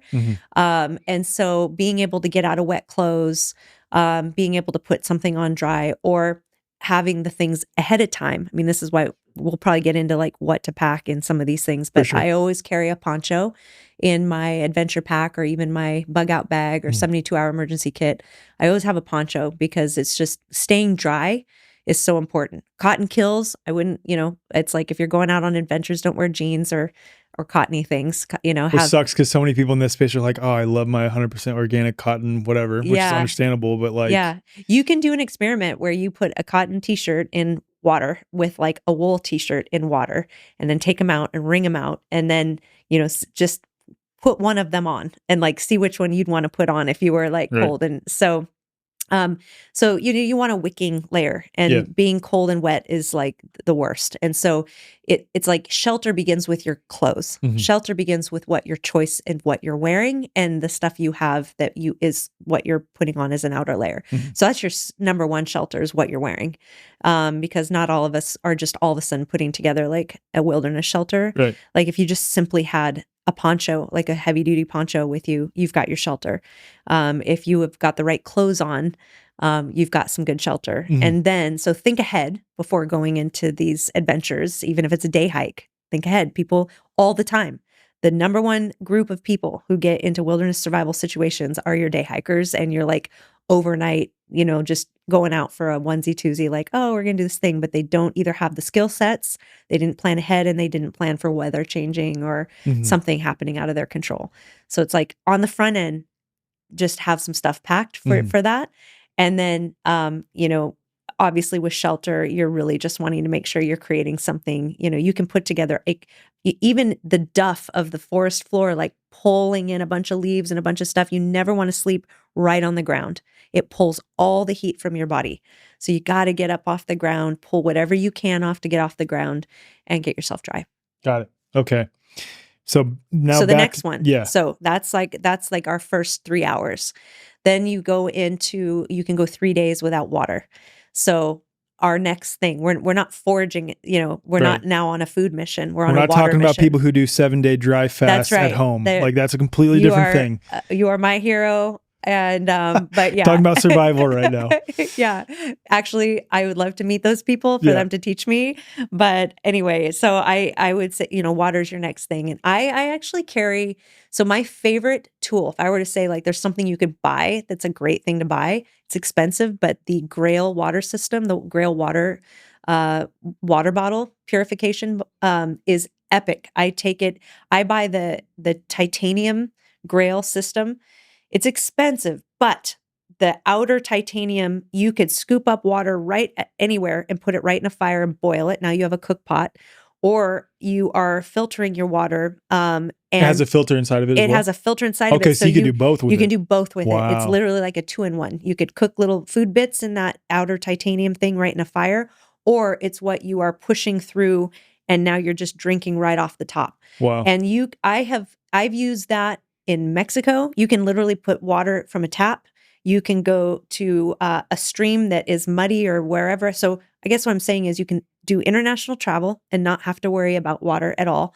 You can go anywhere in the woods and pull water from a lake, muddy or anything, and it takes out bacteria, pathogens, it takes out viruses. I mean, it's the top of the line. And if I were to say there's an investment out there of like just to have on you, whether it's in your urban bag, car, adventure travel, get one of those. They have one that's non-titanium that's less expensive, still awesome. That sounds epic. And to me, that's like, I say that's your like perfect tool to just have on you and make that investment. Because when I've thought about people who are, let's say, you know, traveling and there's a big tsunami, there's some event that happens, a major event, people were out without power or in a survival situation where they just are relying on like, I can't get water.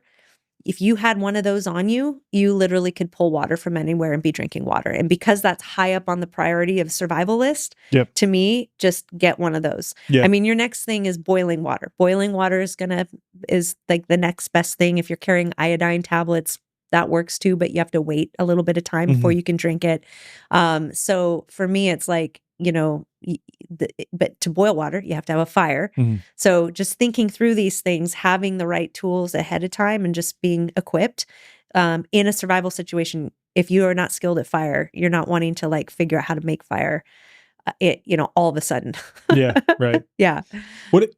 I'll ask that later actually, because it relates to like the tools that I would have on hand. And then the next one is your food. So, so then it's like, it's like 3 days without water, 3 weeks without food. And that's kind of our wrap up on that. What's the longest you've gone in a survival context without food yourself?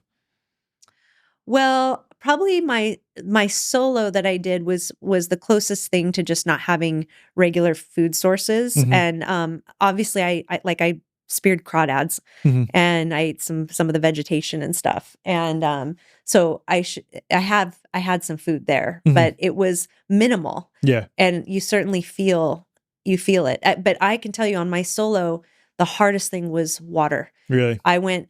Because we didn't have a water filter with us, it's a challenge. So you're having to kind of deal with things. And I was so dehydrated and I didn't have enough water. And that, I could tell you, I could care less about food. A day without water is one of the hardest things ever when you're working and you're building shelter and you're collecting firewood and you're doing stuff like, I'm obsessed about water. Yeah. I felt my head was foggy and fuzzy and so water to me, I realized like, I can see why you could go days and days without food. Like food is like, totally. Yeah. So let me recount again. So it's the first, like if you realize you're in a survival context, the first 3 seconds, you just want to pause, take a breath, probably orient yourself to your surroundings and sort of come into acceptance with the situation you're in. Yeah, get yourself right. Yeah, breathe. And then the other threes are, you can go 3 minutes without air, typically, but again, Wim Hof has proved that wrong. Breath or bleeding on that, because bleeding, and that's often it said air, but bleeding is bleeding. Okay, got it. So 3, got it. So by then you would need to apply a tourniquet or something like that. Yeah, it's like personal medical okayness. Got it. Yeah. Okay, makes sense. And then 3 hours in extreme weather, whether that's extreme cold or extreme heat, extreme moisture, et cetera, et cetera. 3 days without food. Yeah, 3 days without water.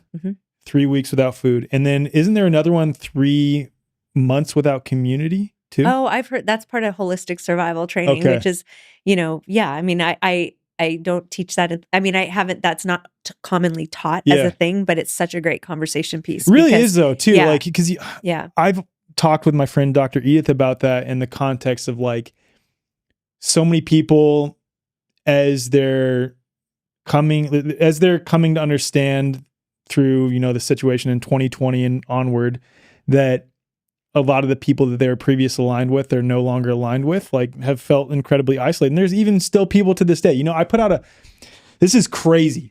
I put out a poll on Instagram, X, and Telegram where I said, you found your health and freedom community online. Are you struggling to find your health and freedom community in person? And roughly 750 people responded. Guess what percentage said yes, they're struggling to find in-person community? 95%. Wow. Of people said they're struggling to find in-person community still. Wow. Isn't that wild? It is, and it's sad. Like dang it. Like this is important. Yes. That isolation is no good for our well-being. Yeah, it's incredible. I mean, obviously, like it has benefits at certain times to be in isolation. I think spiritually, like going out in isolation by yourself. Yeah. I actually think especially, I don't know, I'd love to talk from a woman's perspective because I've always thought like for a man, I looked at my fasting experience, like being completely by myself as like an initiatory experience. I'm like, fuck, like teenagers need this. Like we need boys as they're becoming men to do these initiatory experiences where they go out. And I know there's some organizations that literally have teenagers do that, like go out by themselves for a night or sometimes even a week. Yeah. And I'm working on that because I'm actually starting a nonprofit this night. Are you really? Yeah. That's and so it's going to be able to take teenagers on these, you know, on their hero journeys, on their initiations. I mean, we must have this, and adults. It's so important. Adults need it too. We actually do. So I mean, like I was already a man. I did this 2 years ago, but I felt like I became more of me. And I even talked to my wife. You look at pictures of me prior to and then pictures afterwards, and like I just look different. And my wife will say that I have been forever changed since I did that experience. So like, I think men literally need to do that. And maybe women do too. I don't know. I do think men need to do that. Mm-hmm. And I think it's so healthy. I mean, for that, it's awesome. Like that's such good news to hear of men who are doing this because it is part of what we need from the men, you know, right now. And women have their own version of that. It's just, I think it is a little bit different, but but certainly not for me, I came back from my solo different. And I know that I cried when it ended because life made so much sense when it was 7 days of just meeting my needs without any, life is actually modern life is very complicated. Yeah. You know, when you just like add up what we need to do with having businesses and like it's a very complex web that we've created for ourselves. Yes. But when you do a solo, your needs are fire, water, shelter, food, and everything makes sense. Puts everything in perspective. Everything makes sense. And my effort equals like what I put in is what comes out. And so it's super simple. Yeah. And everything makes sense. And I feel so accomplished at the end of the day because like my efforts make sense. Do you want to go into all things related to solo next? Or sure, whatever. Hold on. Let's make sure we because it's clear you and I have very similar brains where we're like we'll go off on a tangent. Yeah, someone's got to circle back around. Reese, keep us on track. So is there anything else related to human skills that you want to circle back on? Yeah, that we haven't touched on yet. I'll just kind of, I guess, put it out there that taking a class in human skills is so beneficial to like you don't even know all the ways you're going to kind of benefit from it. Mm-hmm. But when I teach, I shared with you earlier that when I've taught fire classes and I taught fire at the Divine and Dangerous at Sovereignty Ranch, I'd have 20 women in this class who'd never lit a fire before in their lives. And they're processing tinder and they've got a ferro rod out and they make a spark and they process it. And if it didn't work, they had to reprocess it. And that just the whole thing of understanding fire mechanics. And then they get a fire going. And then we've got tinder or just ladder fuel that we've gotten from the trees. And we're building this thing up. There were women in tears because they'd never done something like that before. And when they did, the sense of accomplishment was so profound that they were jumping up and down. That usually happens. Like women That's jump so up and down epic.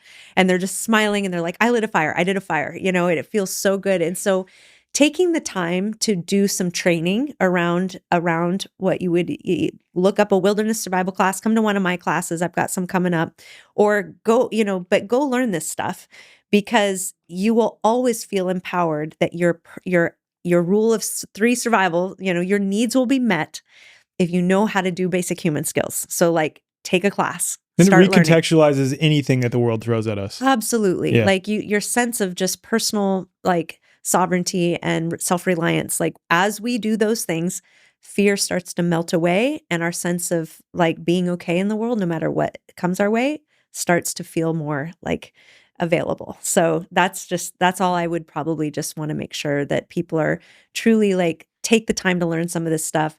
And we could talk a little bit as well about what to carry, like what essential gear Yeah, items. let's do that first, and then I want to talk through your solo experience. Okay. Yeah. So a couple real things. quick on that before we get there, if you're interested in anything that Jess offers, that of course is always in the show notes as usual, but I just want to make sure we say that. So, okay, thanks. go ahead. Yeah. So I think it's important to be, prepared. And part of being self-reliant, part of being resilient is that you have the things you need to get yourself out of an uncomfortable situation, or to thrive, or to do what you need to do to be okay. How many times, especially we'll talk to women for a minute, because it's very common for us to get in a vehicle and head off to work and maybe have to drive 20 minutes, 30 minutes, whatever to work in a wedge or a boot or a high heel, or go out on the town one night and have a cute dress on and cute shoes on. But what if something were to happen at that point where Seattle has an earthquake, something happens, and you are out in your car miles away from your home and you are not in the right shoes to travel? I mean, that's something to me that's like, start with your car, have an emergency kit and clothing in your car that would get you, that's a 3-day equivalent. A bug out bag technically is something that can either, you can shelter in place for 3 days, or you can get somewhere within 3 days and all your needs are met. And so in your car, always make sure you got some good boots or hiking shoes of some kind, your sacred socks, your wool socks that you keep in there, a good, I always keep my emergency wool long underwear in a bag. And I also have a good outer layer, poncho, something that I can handle rain. And then in my bag itself, I have a fire kit, so I can make fire. What does that include? Like a ferro rod? What else? I actually make my my fire kit has multiple ways for combustion. Good. Cool. Heck yeah, I have a lighter in there. I have like a mini torch in there, because I would, if in an emergency, if I need to start a fire, I'm not trying to be cool bushcraft girl. Right. Like I'm actually just want the fucking fire to get started. It's like a full on like torch at this point. So it's like your fire kit should have it all. I picture you like in the like cities burning down around you. Yeah, and I'm like I'm like Bodrill. It's like your son's like, Mom, use a no, I don't have to use a lighter. Yeah, no, it's like your fire kit should have a mix of things. It's great to have a lighter in there. But the thing about a lighter, and that some people don't understand, at certain elevations, a lighter won't work. If it's really wet and windy, it may not work. If you're getting hypothermic, your thumb may not work. So I think it's great to have a ferro rod, know how to use it, know how to make a spark, because that ferro rod will never fail you. Like you will always get a hot spark, and you can always get something lit. And I keep in my fire kit also good old fashioned cotton balls and Vaseline is a potent fire starter. It'll work every time with a ferro rod with hot sparks. You can buy cool, fire starting stuff, little tinder bundle or little pieces of tinder that have different chemicals or things on them. There's some natural ones that are great. Yeah. But having some of those there, again, in a survival situation, you're not trying to go like harvest cedar from the tree. Like that's really cool. But like have the gear. Yeah. Be able to start a fire, no problem. I keep a little bit of fat wood in my fire kit. I keep the cotton balls and Vaseline and multiple ways to have combustion. So that I always have a fire kit. I always have different sources of communication. Like communication's a big one. Yep. So I have a phone charger. Sometimes our phone is the way out. So that maybe that's an opportunity for us to just don't let your phone die. Do you have an external battery pack that you? Yeah, so I just like have a little external battery pack. I also have a solar, a Goal 90, I think it's called, but something that can just go off solar if I don't have batteries. Have a little medical kit so you can start, stop a bleed, or just have some of your basic medications filled or whatever you just need personally to survive for 3 days. So we've already talked about kind of like your outerwear, the right clothing. If you had to hike and you had to get somewhere or stay in place, you've got a fire kit. I like to have a little jet boil that and some freeze dried food packets so that I can just boil water like that, have some food, like just my needs to be met, And I got my poncho, which can also be a shelter, can also be a tarp shelter. So having your 32-hour emergency or 72-hour emergency kit in your car, absolutely, like everyone should dial that in. There's no reason why we shouldn't, because there are real scenarios where we could be out and about, and if something changes in our environment and we can't just, we can't just drive back home. Do you have anything that you travel with, at the least in your car, related to hunting? Like, let's say worst case scenario, like total collapse of the grid or some EMP again. Like, I don't ever think that's going to happen, because I think that they're putting more technological infrastructure in place. So the likelihood that an EMP happens that takes out everything for that long, I just don't think it's possible. But let's say that does happen. Yeah. Yeah. I thought about that quite a bit, by the way, because I'm like, if they're wanting this technocracy to happen, like maybe they do a temporary blackout so that they can bring some of those systems online, but they're not going to just destroy all technology. There's just no way they could do anyway. Yeah. But let's say something like that does happen. What are you doing for food? Well, we're talking for right now, just 32 or 72 hour, 3 days kit with food. Yeah. You with don't everything even need food in that point. But so. That's where, if we're talking about like life as we know it is not as we know it, like immediately, that's where we're talking about, like, go have a fun journey learning skills, because you're not going to just like all of a sudden learn how to hunt without shooting a lot. And at that point, it's like, would I choose a gun or a bow? A gun, I mean, this is when we're talking survival. Yep. Then there'd be certain things I would just kind of like have with me that would make things easier. For the short term. Long term is a long game. That's what the skills we're working every day to become more self-reliant.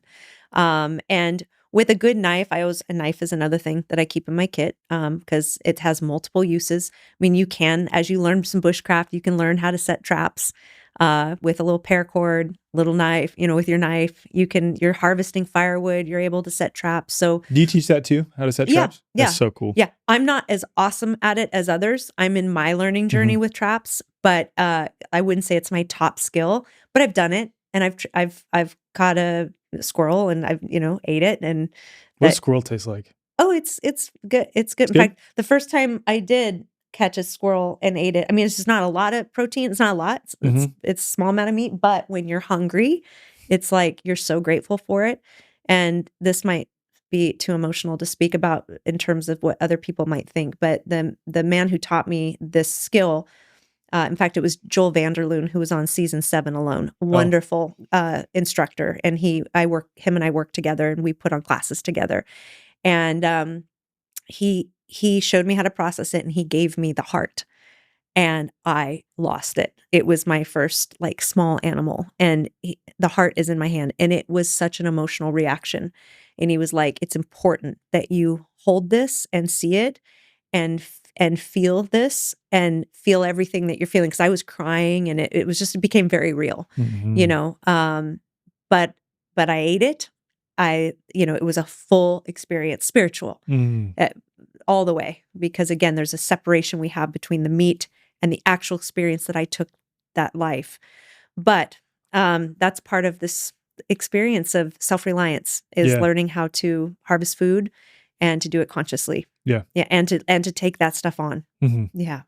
Was there anything else? I know we had talked about, there were the practical skills that people needed to learn, but then you also made reference to this. Did we cover everything related to that you need to? Well, I mean, I feel like it's kind of woven into stuff we're talking about here, but you can have all the skills in the world. We're all going to die. I mean, so we all have this timeline. We don't know what it is. And so what I love about what you're doing with your platform, it's like, our time here on earth is so precious. And so we're here to live a good life, and we're here to be healthy of mind and body and spirit.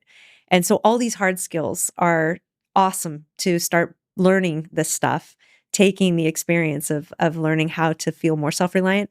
But our everyday has got to be right here, Yeah. because all those hard skills, if it comes down to pure survival, if we're not at the end of the day, we're all going to have that moment where it's like, has my life meant something?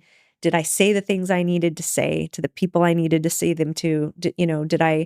Did I enliven this, or was it just one big experience of repressing my whole life just to get to this moment where I wish it was different? Right. And it's like, so it's like the mindset, there's a whole thing about survival mindset and overcoming so that you have will to keep going, and you have the will to stay alive and not give up. There's that piece, but there's also the piece of just living a really good life for you, whatever that means, so that if you are ever in these scenarios, we can say, I can smile at the end of the day. And I've told my boys like all the time, like, if I don't make it home one day, like, just, you must know I have gone after everything I want to go after. I've said yes to every adventure I want to take. And if I die doing the stuff I love, like, know that I am a happy soul. Like, I'm a soul that came to do what she came here to do, and like not worry about that piece. And I like actually live that. That's like totally fully. Yeah. So anyway. No, you said something at the very beginning when we were talking about prepping, and you basically said that back then you were putting your safety and security in things and your identity in just purchasing things. Yeah. And now it's more in skills and knowledge and how to be resourceful.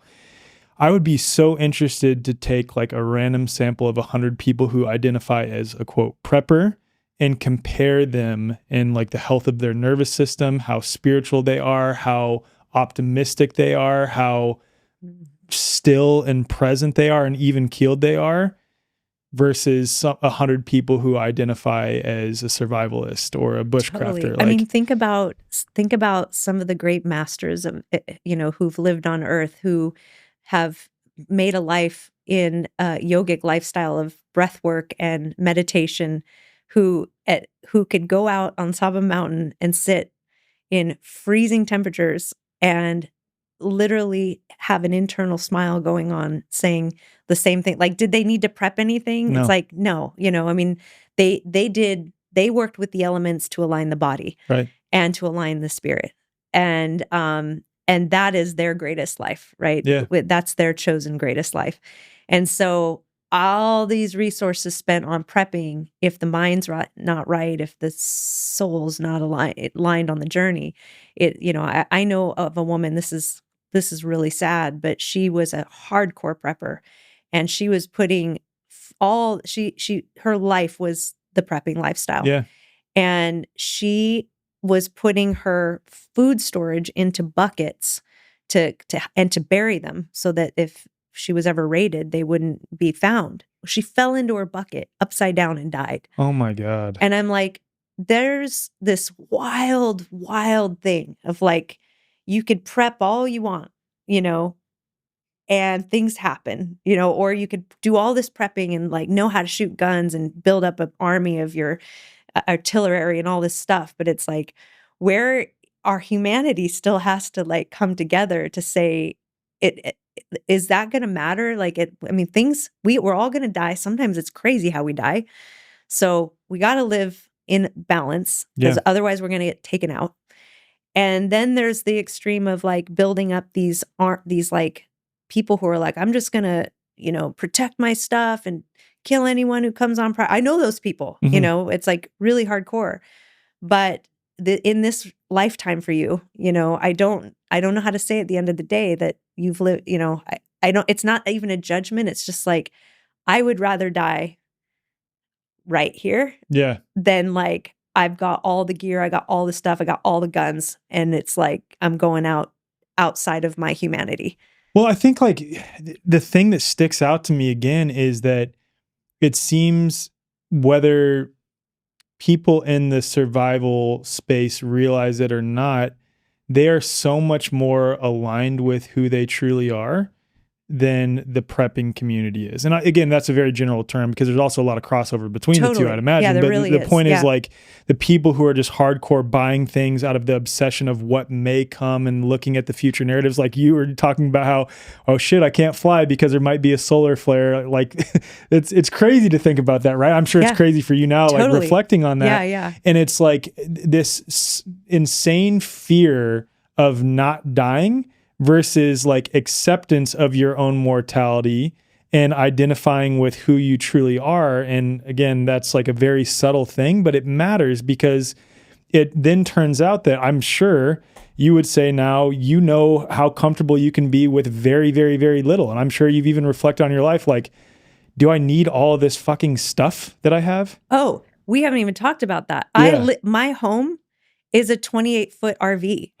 I already knew just by talking with you though that like so simple. That's my point. I mean, I sold the house. I live so simple. And that's actually been the greatest gift. I mean, I am flexible and I can kind of live wherever, move and be, like I'm not anchored. I could already tell, and I didn't even know that about you. Because my whole point is like, you're no longer identifying with things. And it's not to say, I'm sure you know some people who are survival people who like still have a nice house and things like this. But the point is like, at the least they know that's not me, nor do I need it. Right. Like I don't fucking need any of this shit. Yeah. Yeah. It's a weight. Mm-hmm. I actually had a great conversation with a man who really inspired me once because we were talking, he's a hunter, really conscious, cool guy. And I was asking him questions about like how, think about prepping and these different things. And he was like, at this phase of my life, I just want to travel lightly.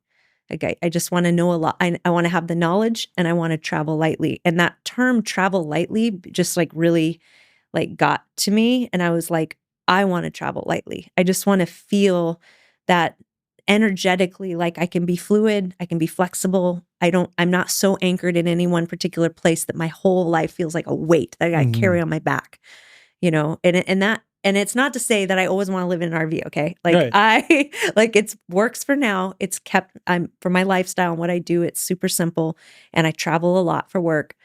Someday I'd like to have the dream of, but I mean, I'm sure you still like nice things, a nice house, like you, totally. Yeah. Those things are great. But it's more about the shift here though. That's my point. Shift here and shift here. Like you know who you truly are now. And you know that like, not only do you know who you truly are, it's also that I know that I'm so resourceful. I don't need any of this stuff. It's not a need anymore. Yeah. And it never was a need for any of us, but it's such a shift internally that we have to make that it's like, I'd like that, but I don't need it. Yeah. I don't need it. I'm comfortable with just this. And so many people that I talk to, I have a lot of friends that are like, Jess, good on you for all you've done. I hope you're on my zombie apocalypse team. I get that all the time. However, I have no interest in doing there's actually no interest there. And it's like, that's cool too. Like not everybody feels drawn to this. And not everyone wants to harvest food that way, or and that's like okay. That's just like the reality of living in a modern world at this time. We're all here for a reason, and everyone has their gifts. Some people are just exceptional listeners. Some people are exceptional givers. Some people are, I have. Oh, actually, here's exactly what I'm trying to say. I had a woman that came to one of my classes, and she was elderly. And she's like, in a survival situation, I wouldn't be able to help. Like, I can't run. I can't do this. I can't do that. And I was like, yeah, but look how all the kids are gravitating to you to just be in your presence.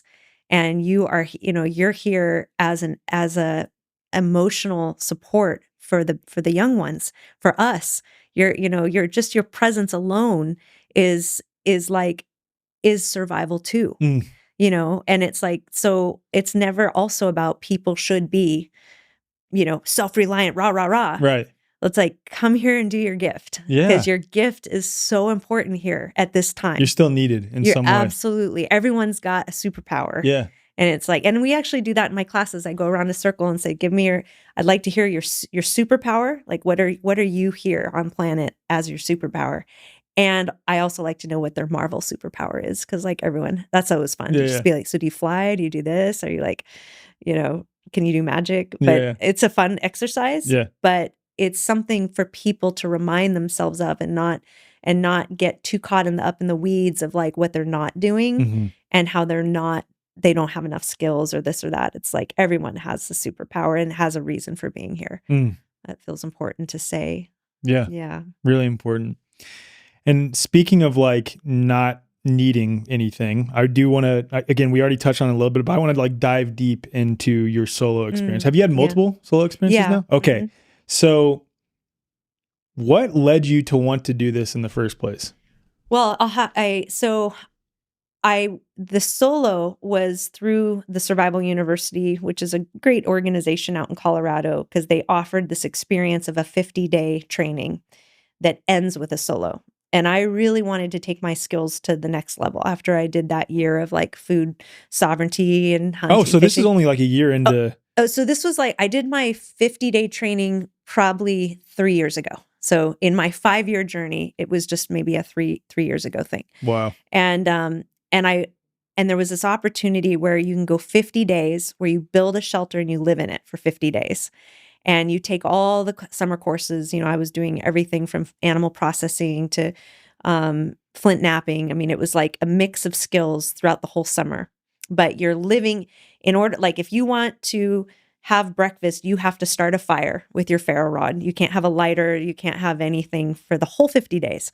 So it was a real, definitely just test to be and out you weren't in the by element. yourself for those 50 days though, right? Well, you're kind of by yourself in that you're in shelter by yourself, but public people are coming and going for the classes, and you're in classes. I took my wilderness first responder training. So you're not in isolation in that like section like of time. Can you call on other people for help, or is it okay? It's a training. So you're like, it's, for me, it's like I'm learning just how to do stuff. Got it. And so I did that program, and the completion of that program is the 7-day solo challenge.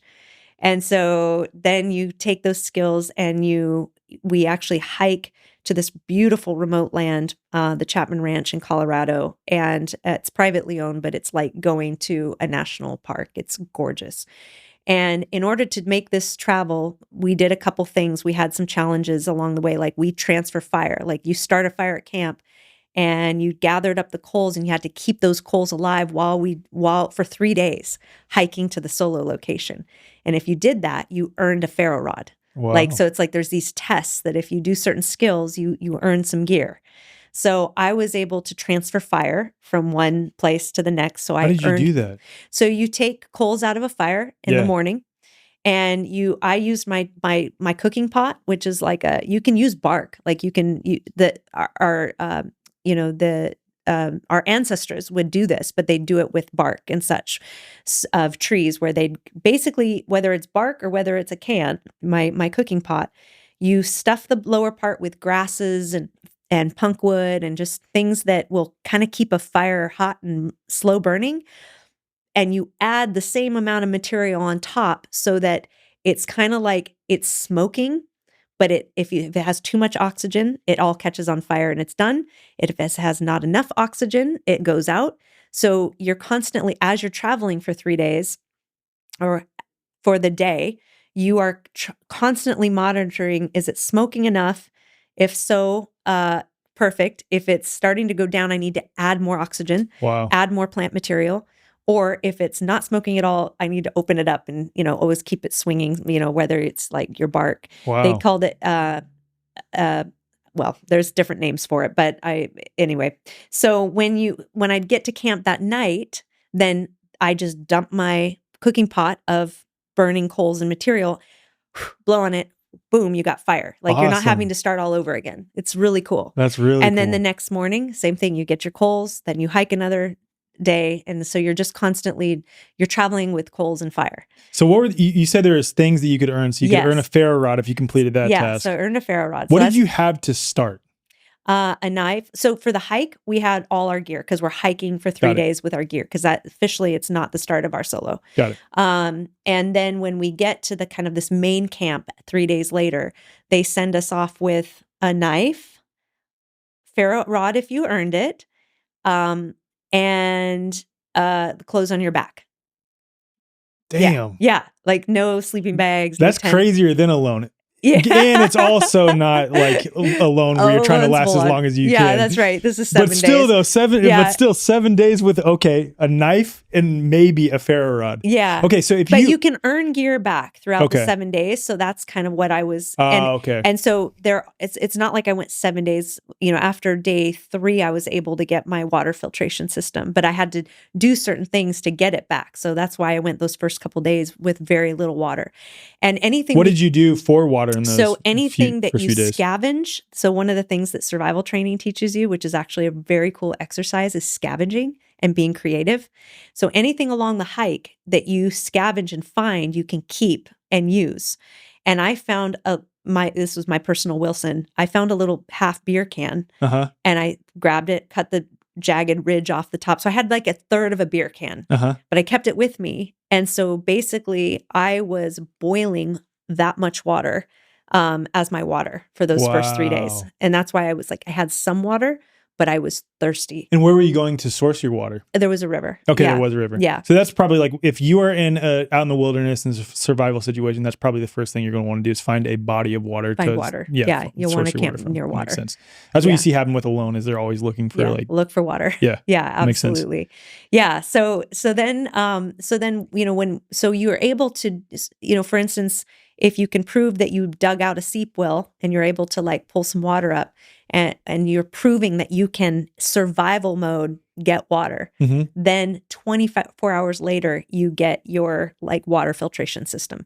So it's like, it's a kind of a cool setup where you're cool. You're able to like win back gear, but you have to do the things in survival mode to win back your gear. Do you feel confident that if you were by yourself for a week with just a knife and no ferro rod, you'd be okay? So I just was able to do bow drill for the first time. Like that's fire by friction, where you like harvest things in nature to be able to literally make a bow, bow drill, and like get fire going. So that's how people did it, right? If we're talking before ferro rods, there's fire by friction. I just got it for the first time, and I'm like was over the moon. And so there's like, could I repeat it? Yeah, it's not easy. Could I go a week with a ferro rod? With a knife and the clothes on my body? Yeah. It just depends. Like in freezing cold temperatures, like obviously probably you need, it wouldn't, unless I had some incredibly unique way to be able to get fire going through some major legit like ways. And it was really cold. I know enough about the clothes on my body and ways to stay sheltered in that I could probably survive. But, it's like I could survive. You see that on Alone, though, too, where people decide, because I think you get 10 items you're allowed to bring with you. Yeah. Of course, with limits, you're not allowed to bring a gun or anything like that. But there's people who are like, all right, I know how to build fire. I'm not going to bring a ferro rod. And there's been times where they're like, fuck, 3 days in, they can't figure out how to build a fire, so they tap out. Exactly. Yeah, or they lose their ferro rod within, like that's happened a couple times because that's the other thing that happens with survival is you lose easily. You start getting flustered, you get a fire going and you throw your ferro down and you're trying to get everything aligned, and the next thing you know, where's my ferro rod? Where's my knife? Where's my stuff? And so that's actually like that breath, that presence and awareness of like your gear awareness. Just like every time my knife goes back in the sheath, my ferro rod always has a place. Everything has a place, and it goes exactly where it's meant to go. Because people have tapped out, because they just didn't have the skill of fire by friction, and without their ferro rod, they're like, "There's no way I'm lasting out here in the winter without it." I did. One friend of mine, Nathan Donnelly, did the really successful on the Alone Show, and he went out and didn't choose to bring a ferro rod. He just completely relied on his skills. Which season was he in? Season 6, I believe. Okay. Yeah. He's the one whose shelter burnt down like in the middle of the winter. Like I remember that. Yeah. He's like, he had a for real survival situation because they weren't able to come out and get him that night. Yeah. It's the middle of the night. It's snows everywhere, and his shelter went, and he had to survive through the night. So he's got some pretty incredible story on that. That's wild. Yeah. So how many solos have you done now? I've done 2 solos that are just me like going out doing, that was the big one. I've done smaller ones, and I've certainly done overnighters where I just like go do an overnighter. It's a great reset. Yeah. Like it's a great reset. Not the great reset, but the real great reset. It's a great reset. Yeah. I feel like the main thing with doing a solo like that would be most enticing to me is obviously like showing myself how capable I am just with essentially just me. Obviously, like a ferro rod would be great to have and a knife, of course, but like for all intents and purposes, it's just me. You know what I mean? Mm-hmm. Like how capable I am to not only survive, but hopefully thrive in a situation like that. But it's like, again, calling back upon my fasting experience, it's more about being with myself in nature, communing with God, source, creator, whatever you want to call it. I've said this before. It's not that we don't find God's presence amongst the man-made environments we've created. That's not what I'm saying, but I think where God's presence is most palpable is amongst God's creation. Yeah. And I think that's why it's so appealing to me. Like I've told Kylie even before I, have been researching about you or anything to do with you, just based on watching alone, like I really want to do something like that. Like really, really badly want to do something like that because I have had direct experience where you feel the presence of God in a way where you don't have to strive for it. You don't have to seek it out. It's just naturally there and it's palpable when you're just with you and nature for an extended period of time.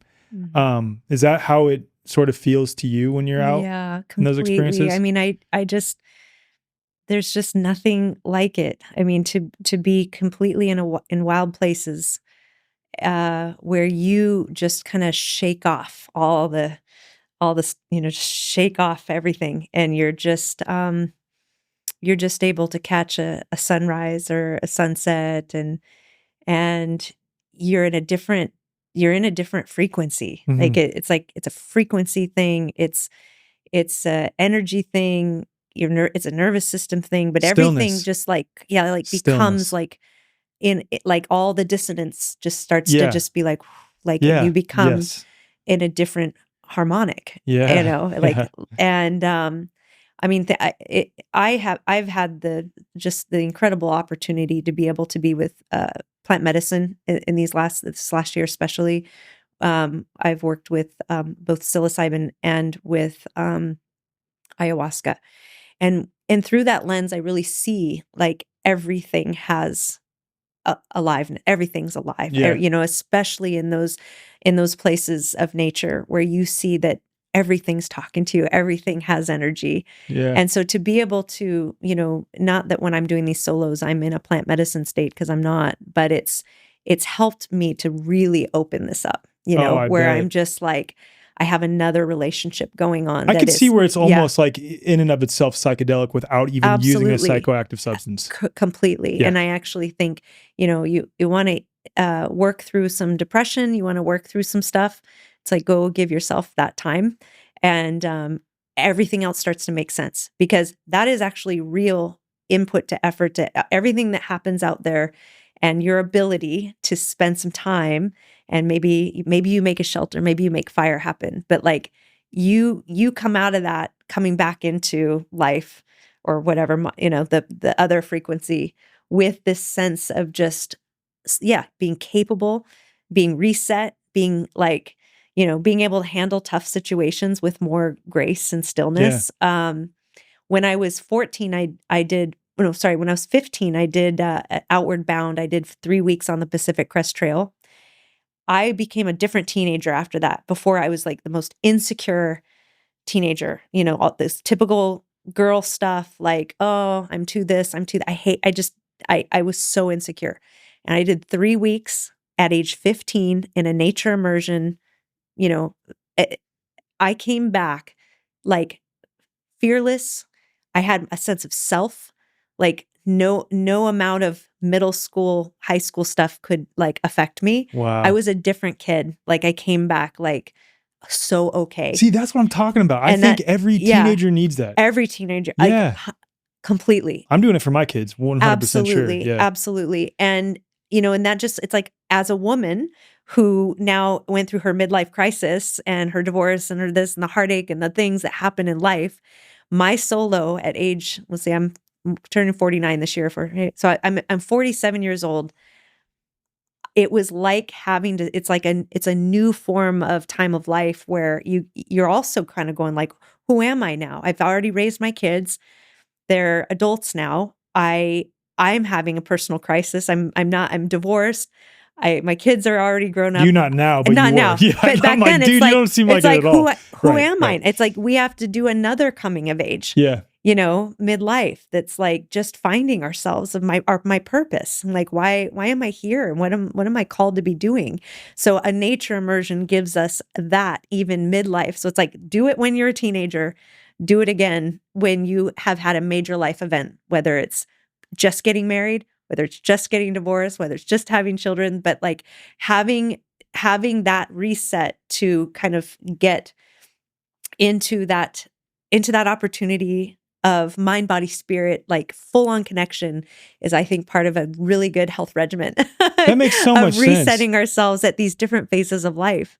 That makes so much sense. Like, yeah. Oh my goodness. Yeah. Like the first thing you should turn to when you're in any sort of crisis. I mean, it's kind of like a micro example is what I was talking about, what I did yesterday. It's like, oh, I'm feeling like super overwhelmed. Just go get out in nature. Don't do anything specific. Just go sit in nature. That's I should probably have a divorce club where I just take women out who are post-divorce, mid, 40s, 50s, come with me. We're going to get you just right. Like, just like hang in there. I'm sure you get people who are divorced that end up like coming to train under you anyway, who are naturally doing that. Yeah. I mean, people I think are drawn to that, but it's like, there's so many healthy ways to get right again that isn't alcohol, that isn't, going out with like, oh, I'm going through a hard time. Let's go get hammered at a bar. It's like, that's the numbing, and it's going to make things exponentially worse. 100%. Yeah. Let's get you healthy. You'll meet him at Confluence too. His name's Dean Hall. He also lives in the Pacific Northwest. So cool. He reversed cancer twice, not by chemo, not by radiation. And of course, there's a variety of different approaches you can take with respect to cancer. And I've done multiple episodes on cancer itself. But what he did is forest bathing. He literally just went out in the woods for extended periods of time. And what he talks about in that is exactly what happens on Alone, exactly what you've described in some of your experiences, is like, you really have to face yourself. Like that's what it calls you to. And I think it's like, in order to be fully within the presence of God within nature, it requires that you come to a certain frequency, which means that that baggage you carry inside the waters of your body is going to have to come out. And there's no escaping it, especially when you're out in nature by yourself.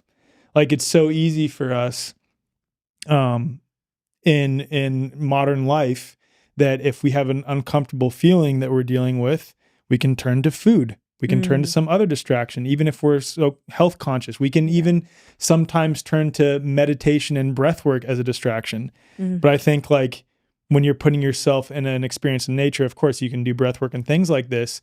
But when you're out there for an extended period of time, I'd imagine like, okay, you can only do breath work so much. You're going to have to like just deal with this at some point in order to continue lasting out here. Yeah.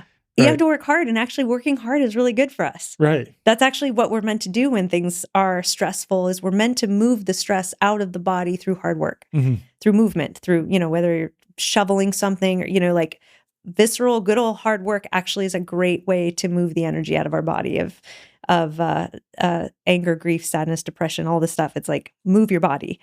Out there, you got to move your body to make things happen. You also like, I don't know if there is any statistics on this, but I'd be really interested to see if you took people who live in sort of indigenous tribal situations that, there's obviously still some across the earth, the Hadza people in Africa, the Kogi people in Colombia, there's plenty of examples. But the point is, like, look at the statistics on what we call depression and anxiety of people who live in modern life versus those people. Right. Because I think like, in many ways, the cure to that is to just get back connected with nature in a variety of ways. And then you are able to process your emotions much better. So my friend who I mentioned, I think earlier, Joel Vanderloon, who was on season 7 alone, he's from South Africa and he takes people yearly to be with the Hadza tribe. And he has a relationship and they go out and you are living hunter-gatherer lifestyle with them. It's on my list that I'm going to join him this next That's year. so epic. Because for me to be able to just like witness that and like witness how people are living so simple in those ways and still alive on earth, like this is still a real part of our reality that exists still. Like that's sacred, it's like sacred. And we should be like learning from what's still around us that while we can, I hope those traditions stay alive because I do too. Yeah. Yeah. I highly doubt that they're struggling with anxiety and depression. You bring that up and they're probably like, what's that? Yeah. I have no idea what that even is. Exactly. Yeah. For someone who is interested in immersing themselves in this space, aside from like purchasing the gear, learning the skills, maybe like what would you recommend to them in order to like begin dipping their toes in the water, so to speak? Yeah. And so, I mean, there's there's various schools out there, wherever you live, you can start there with like, find out what training is happening around you.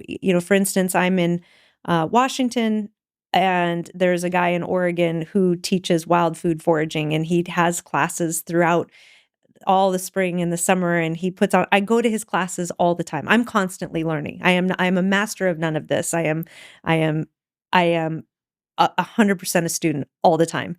And I love going to a foraging class. There's people out there putting on intro to hunting classes or mentorship, because it does require mentorship. You don't just one day decide to start hunting without some sense of mentorship on this. And a lot of people don't have it used to be that the grandpas taught this stuff. That just wasn't the case for me. I didn't have a grandpa that taught me. So I had to really be proactive of finding teachers and finding schools that taught this stuff. I mean, obviously my company's Wildkind Outdoors.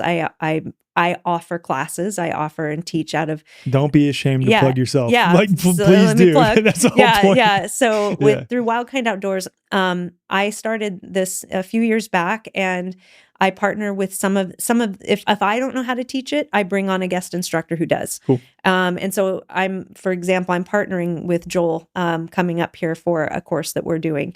And I've partnered with the owner of the Survival University, Jason Marsteiner, to teach some more skills. I've partnered with Nathan Donnelly. I mean, a lot of the alone people I've actually reached out to be like, hey, you guys know what you're doing.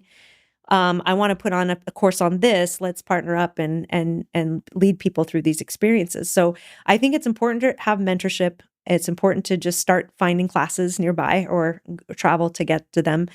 This summer in Colorado, I'll be doing a 2-day wilderness survival skills training plus 2-day backcountry hiking adventure. What month is that? So there's going to be one in June and one in August. Okay. And it's just I like this one because you learn skills for 2 days, but then you take it out into the field and then we go and we overnight it with no cell reception in the middle of nowhere. And it's like a great little, like dipping your toes into it, That's to get the skills and then just go because it also, here's the cool thing. The more you know, the more skills you have, the cooler places you can go to, with confidence. Yeah. It's like, I get to go to some of these incredible, beautiful places in the world because I have the skills to back up my being there. So cool. And so that's just one good reason why to do this. Oh, yeah, absolutely. Yeah. Just for like the traveling nature immersion experience of it. Learn skills so you can go deeper into wild places. Yeah. Boom. Epic. Yeah. Epic. Last thing I want to touch on, if that's okay. Yeah. And there are so many questions I could ask you about alone and things like that too, but I also like want to be respectful of your time because we've been going for quite a while. Love it. I'll get you back on for a part 2 because I know you got some exciting things on the horizon too. Cool. I feel like as a woman in this space, you probably get a lot of people who throw misconceptions at you regarding like, oh, so this is about like learning the skills that man needs to learn, like meaning just men. Why is that a misconception? Well, I mean, this is an awesome topic. Being a woman in the outdoor industry, because I'm a professional. I mean, I teach this professionally. Yeah. And so it's not just that I do stuff. I'm also an educator and I have a business out there. So this is the work I do professionally. And that's taken some time for me to step into that role, even for myself. When I first began, the first time I taught a class that had both men and women in it, I felt bad going up to a man and telling him how to do something better. Like I had these weird blockages where I was like, I'm watching him try to get this fire lit. I felt like I couldn't say something because he'd either, there was a sense in me like, I can't look like I know something more than him. It was weird. So but it's like was it like deep, pretty subconscious too? Like like I think it's just like deep in the programming of like men know how to do this stuff, women don't. So like once I started learning and got like pretty good at some of these skills, it felt weird for me to tell men, and so finding a way, I was always navigating how do I do this until I realized it was just time to step into my leadership with this, and that speaking, that they're here for a class, they're paying for it, they're wanting to learn this. The more I could just direct communication, speak like, turn your ferro rod this way, do this, you need to process your tinder a little bit differently, you're going to get that fire lit. So I had to learn, just for me, communication skills that were direct, be able to step into leadership when I am there has been not as many women. This is a new field for women to have leadership in. So cool seeing so many of the women on Alone though too. There's that one season, I forget what it was. That was that one. There's been multiple like this though. There's that one chick who is really, really, really good at trapping for rabbits specifically. Oh yeah, and she built a pretty amazing shelter, and she had like a sauna. Do you remember what I'm talking about? She built it like a steam sauna or something. The name is not pulling, but I know so many women who I reached out to her like 2 years ago trying to get her on, but she never responded. Probably because she's not on any kind of platform. Probably not. Yeah, there's probably someone running her social media for her. Yeah, they're like literally, some of these women literally are living the lifestyle. Yeah. And are out. And so I mean, the thing is I've had all sorts of things. I mean, I've had even women come to my classes and they're like, I'm not the one that does the fire, my husband does. I'm not the one that does this, my husband does. And it's like, awesome that you say that, because you are also going to do the fire. And like, I promise you, one day, if your husband is not attached to your hip, you're going to be really grateful you know how to start this fire. Yeah. So there is something, I get it from women too. So even women sometimes, like, we create this, I don't do that stuff, my husband does. And so there's changing that narrative, and the why behind it. And then there's the narrative I've had men kind of look at me, well, let's put it this way. I don't maybe look like your typical bushcrafter, like I put on, I like to get fancy here and there. I like, I live in both worlds. And that's been an interesting piece, because I've had people have judgment on me for doing this work, and just moving through that. I've learned that the animal I'm most relating to right now is the armadillo.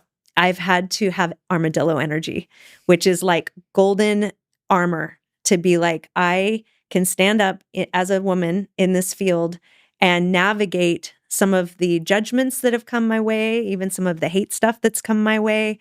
It's a new kind of armoring up, but I am so clear that I'm here to do, this is like my work, and this is what I'm here to do. And what it has done is it's opened the door for women who would typically say, I don't want to go take a class on survival or bushcraft, because all the guys teaching that are these like military kind of hard-edged this or that. There's also kind of a look and feel. I could totally see where that there's people a barrier say, to that I too. don't feel safe to go take a class like that.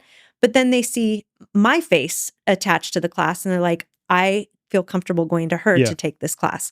And so it's created a bridge, I think, that women who, that kind of can relate to me are like, yeah, we all belong here. Mm-hmm. There's no look to like what it means to be an outdoor professional. It's not like there's a look that associates with that. Like I like that piece. It's like, let's actually realize we're all meant to be doing this. And then just in terms of being a woman too, I mean, I'm thrilled about the women leadership that's rising into this space. I mean, some of my favorite educators are women. Like one of my dearest friends, Jack Shanega, she is one of the best bushcrafters I have ever met. And I like love taking classes from her, because she's, one of the things the women do bring, because we clearly, men and women have sometimes just like different ways, different approaches. I think that when I first got started, I was very much trying to be more masculine. I was very much trying to be like overprove Yeah. my skills by trying to be what I am not. Mm.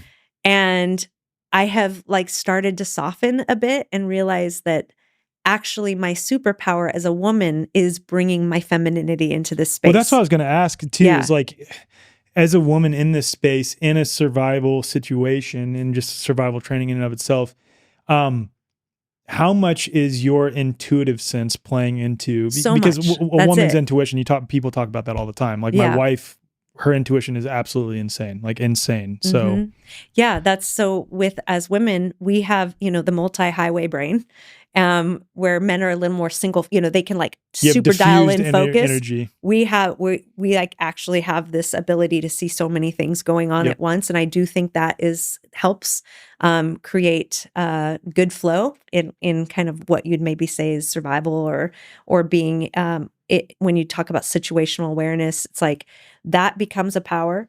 Intuition, absolutely. And I do work with that in my Aliveness courses, that we're developing that intuition and really allowing that piece to come through, because our femininity gives us these gifts of, we have these gifts.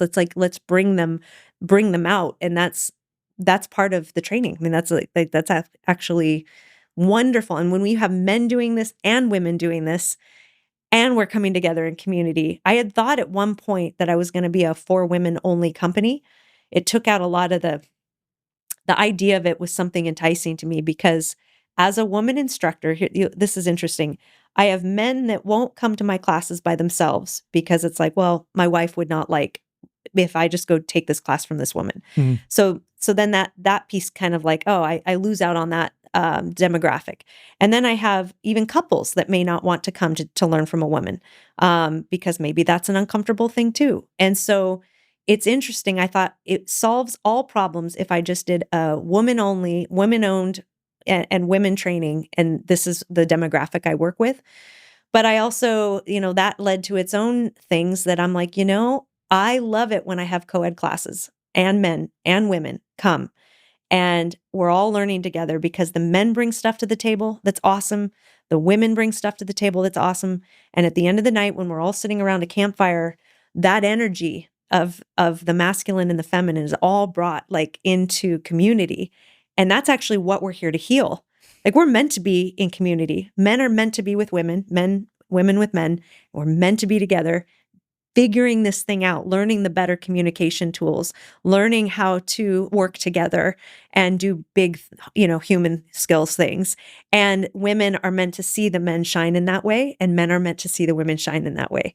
So Amen. I realized, no, I'm this is what it is. I work with men and women. Yeah. Epic. That's so cool. Yeah. So I think like 70 to 80% of my audience is women. So it was really helpful to hear that. But it's also that I have a lot of listeners and viewers in Australia, the UK, Canada, across the world. For those who aren't able to make it in person, do you do online instruction as well? Yeah. So I have this online course. It's called My Aliveness Training. And so we meet for 6 weeks. We'll start on a new moon, and we go through a 5-week training working with the elements. So week 1 is Earth Week. So we're working with Earth element within and without. And there's kind of prompts and homework to really be in relationship with Earth element, week 1. And then we go into water element and fire, and then air, and then ether. And so it's a 5-week course with the moon cycle. I know, right? Is that so good? Hold on. I got to say something. I'm so happy you included ether in that when it comes to elements. Like, Reese knows, because she's seen me on so many episodes. By the way, anytime I mention Reese, for those listening, watching, she's the one who does the studio stuff behind the scenes. Shout out to Reese. Shout out to Reese. But I get really frustrated when people leave ether out of the conversation. When it comes to a lot of things, like I've done whole talks on the importance of bringing ether back into the context. It makes sense of all the psychic phenomena. It makes sense of everything. Totally. Yeah. Okay. So thank you for saying that. Like, and that's part of the aliveness training and how we're working with elements and seasonal alignment. So I do like a spring, summer, fall and winter course. And it's all, I mean, when we talk about seasonal alignment and we talk about, like our calendar's all messed up, like everything we do it's been a little messed up. And so anything we can do to realign ourselves with moon cycles, because that has a real impact on our bodies and our minds and our psyche. When we can realign ourselves with the seasons, there's so much there for that helps us in our integration.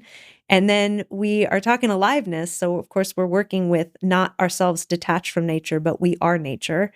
And so, yes, there is these, from now that's been a Zoom course just because it's the best way for all of us to meet from anywhere and be able to have this thing we can do in common. And I want to grow that so that there's then retreats that we can do and come together, and that's where that's going, is that then there'd be like at least 2 times a year retreat, fall time, around the equinox, around these special times seasonally aligned, that we are coming together as a community and then working through the hard skills together. Like, let's bring all this into immersion, nature immersion as well. Epic. Yeah. Awesome. Yeah. Thanks. This was such an epic convo. Thank you. You make it so like conversational and easy, and this place is so beautiful and you're so welcoming, and thank you so much. I mean, the work you're doing is like, it just inspires me and lights me up, because this is like conscious humans doing incredible things. So it's a real honor to be on your podcast. Like, thank you. Thanks for helping all of this get amplified. Thank you. Yeah. Thank you for being here too. Seriously. I've talked with my wife so many times about this. Like, I want to interview someone who does something like What's On Alone, and this is the first time I've done that. So I was so looking forward to this. This was epic. Awesome. Yeah. Thank you so much. Yeah, we'll do it again. Absolutely. For sure.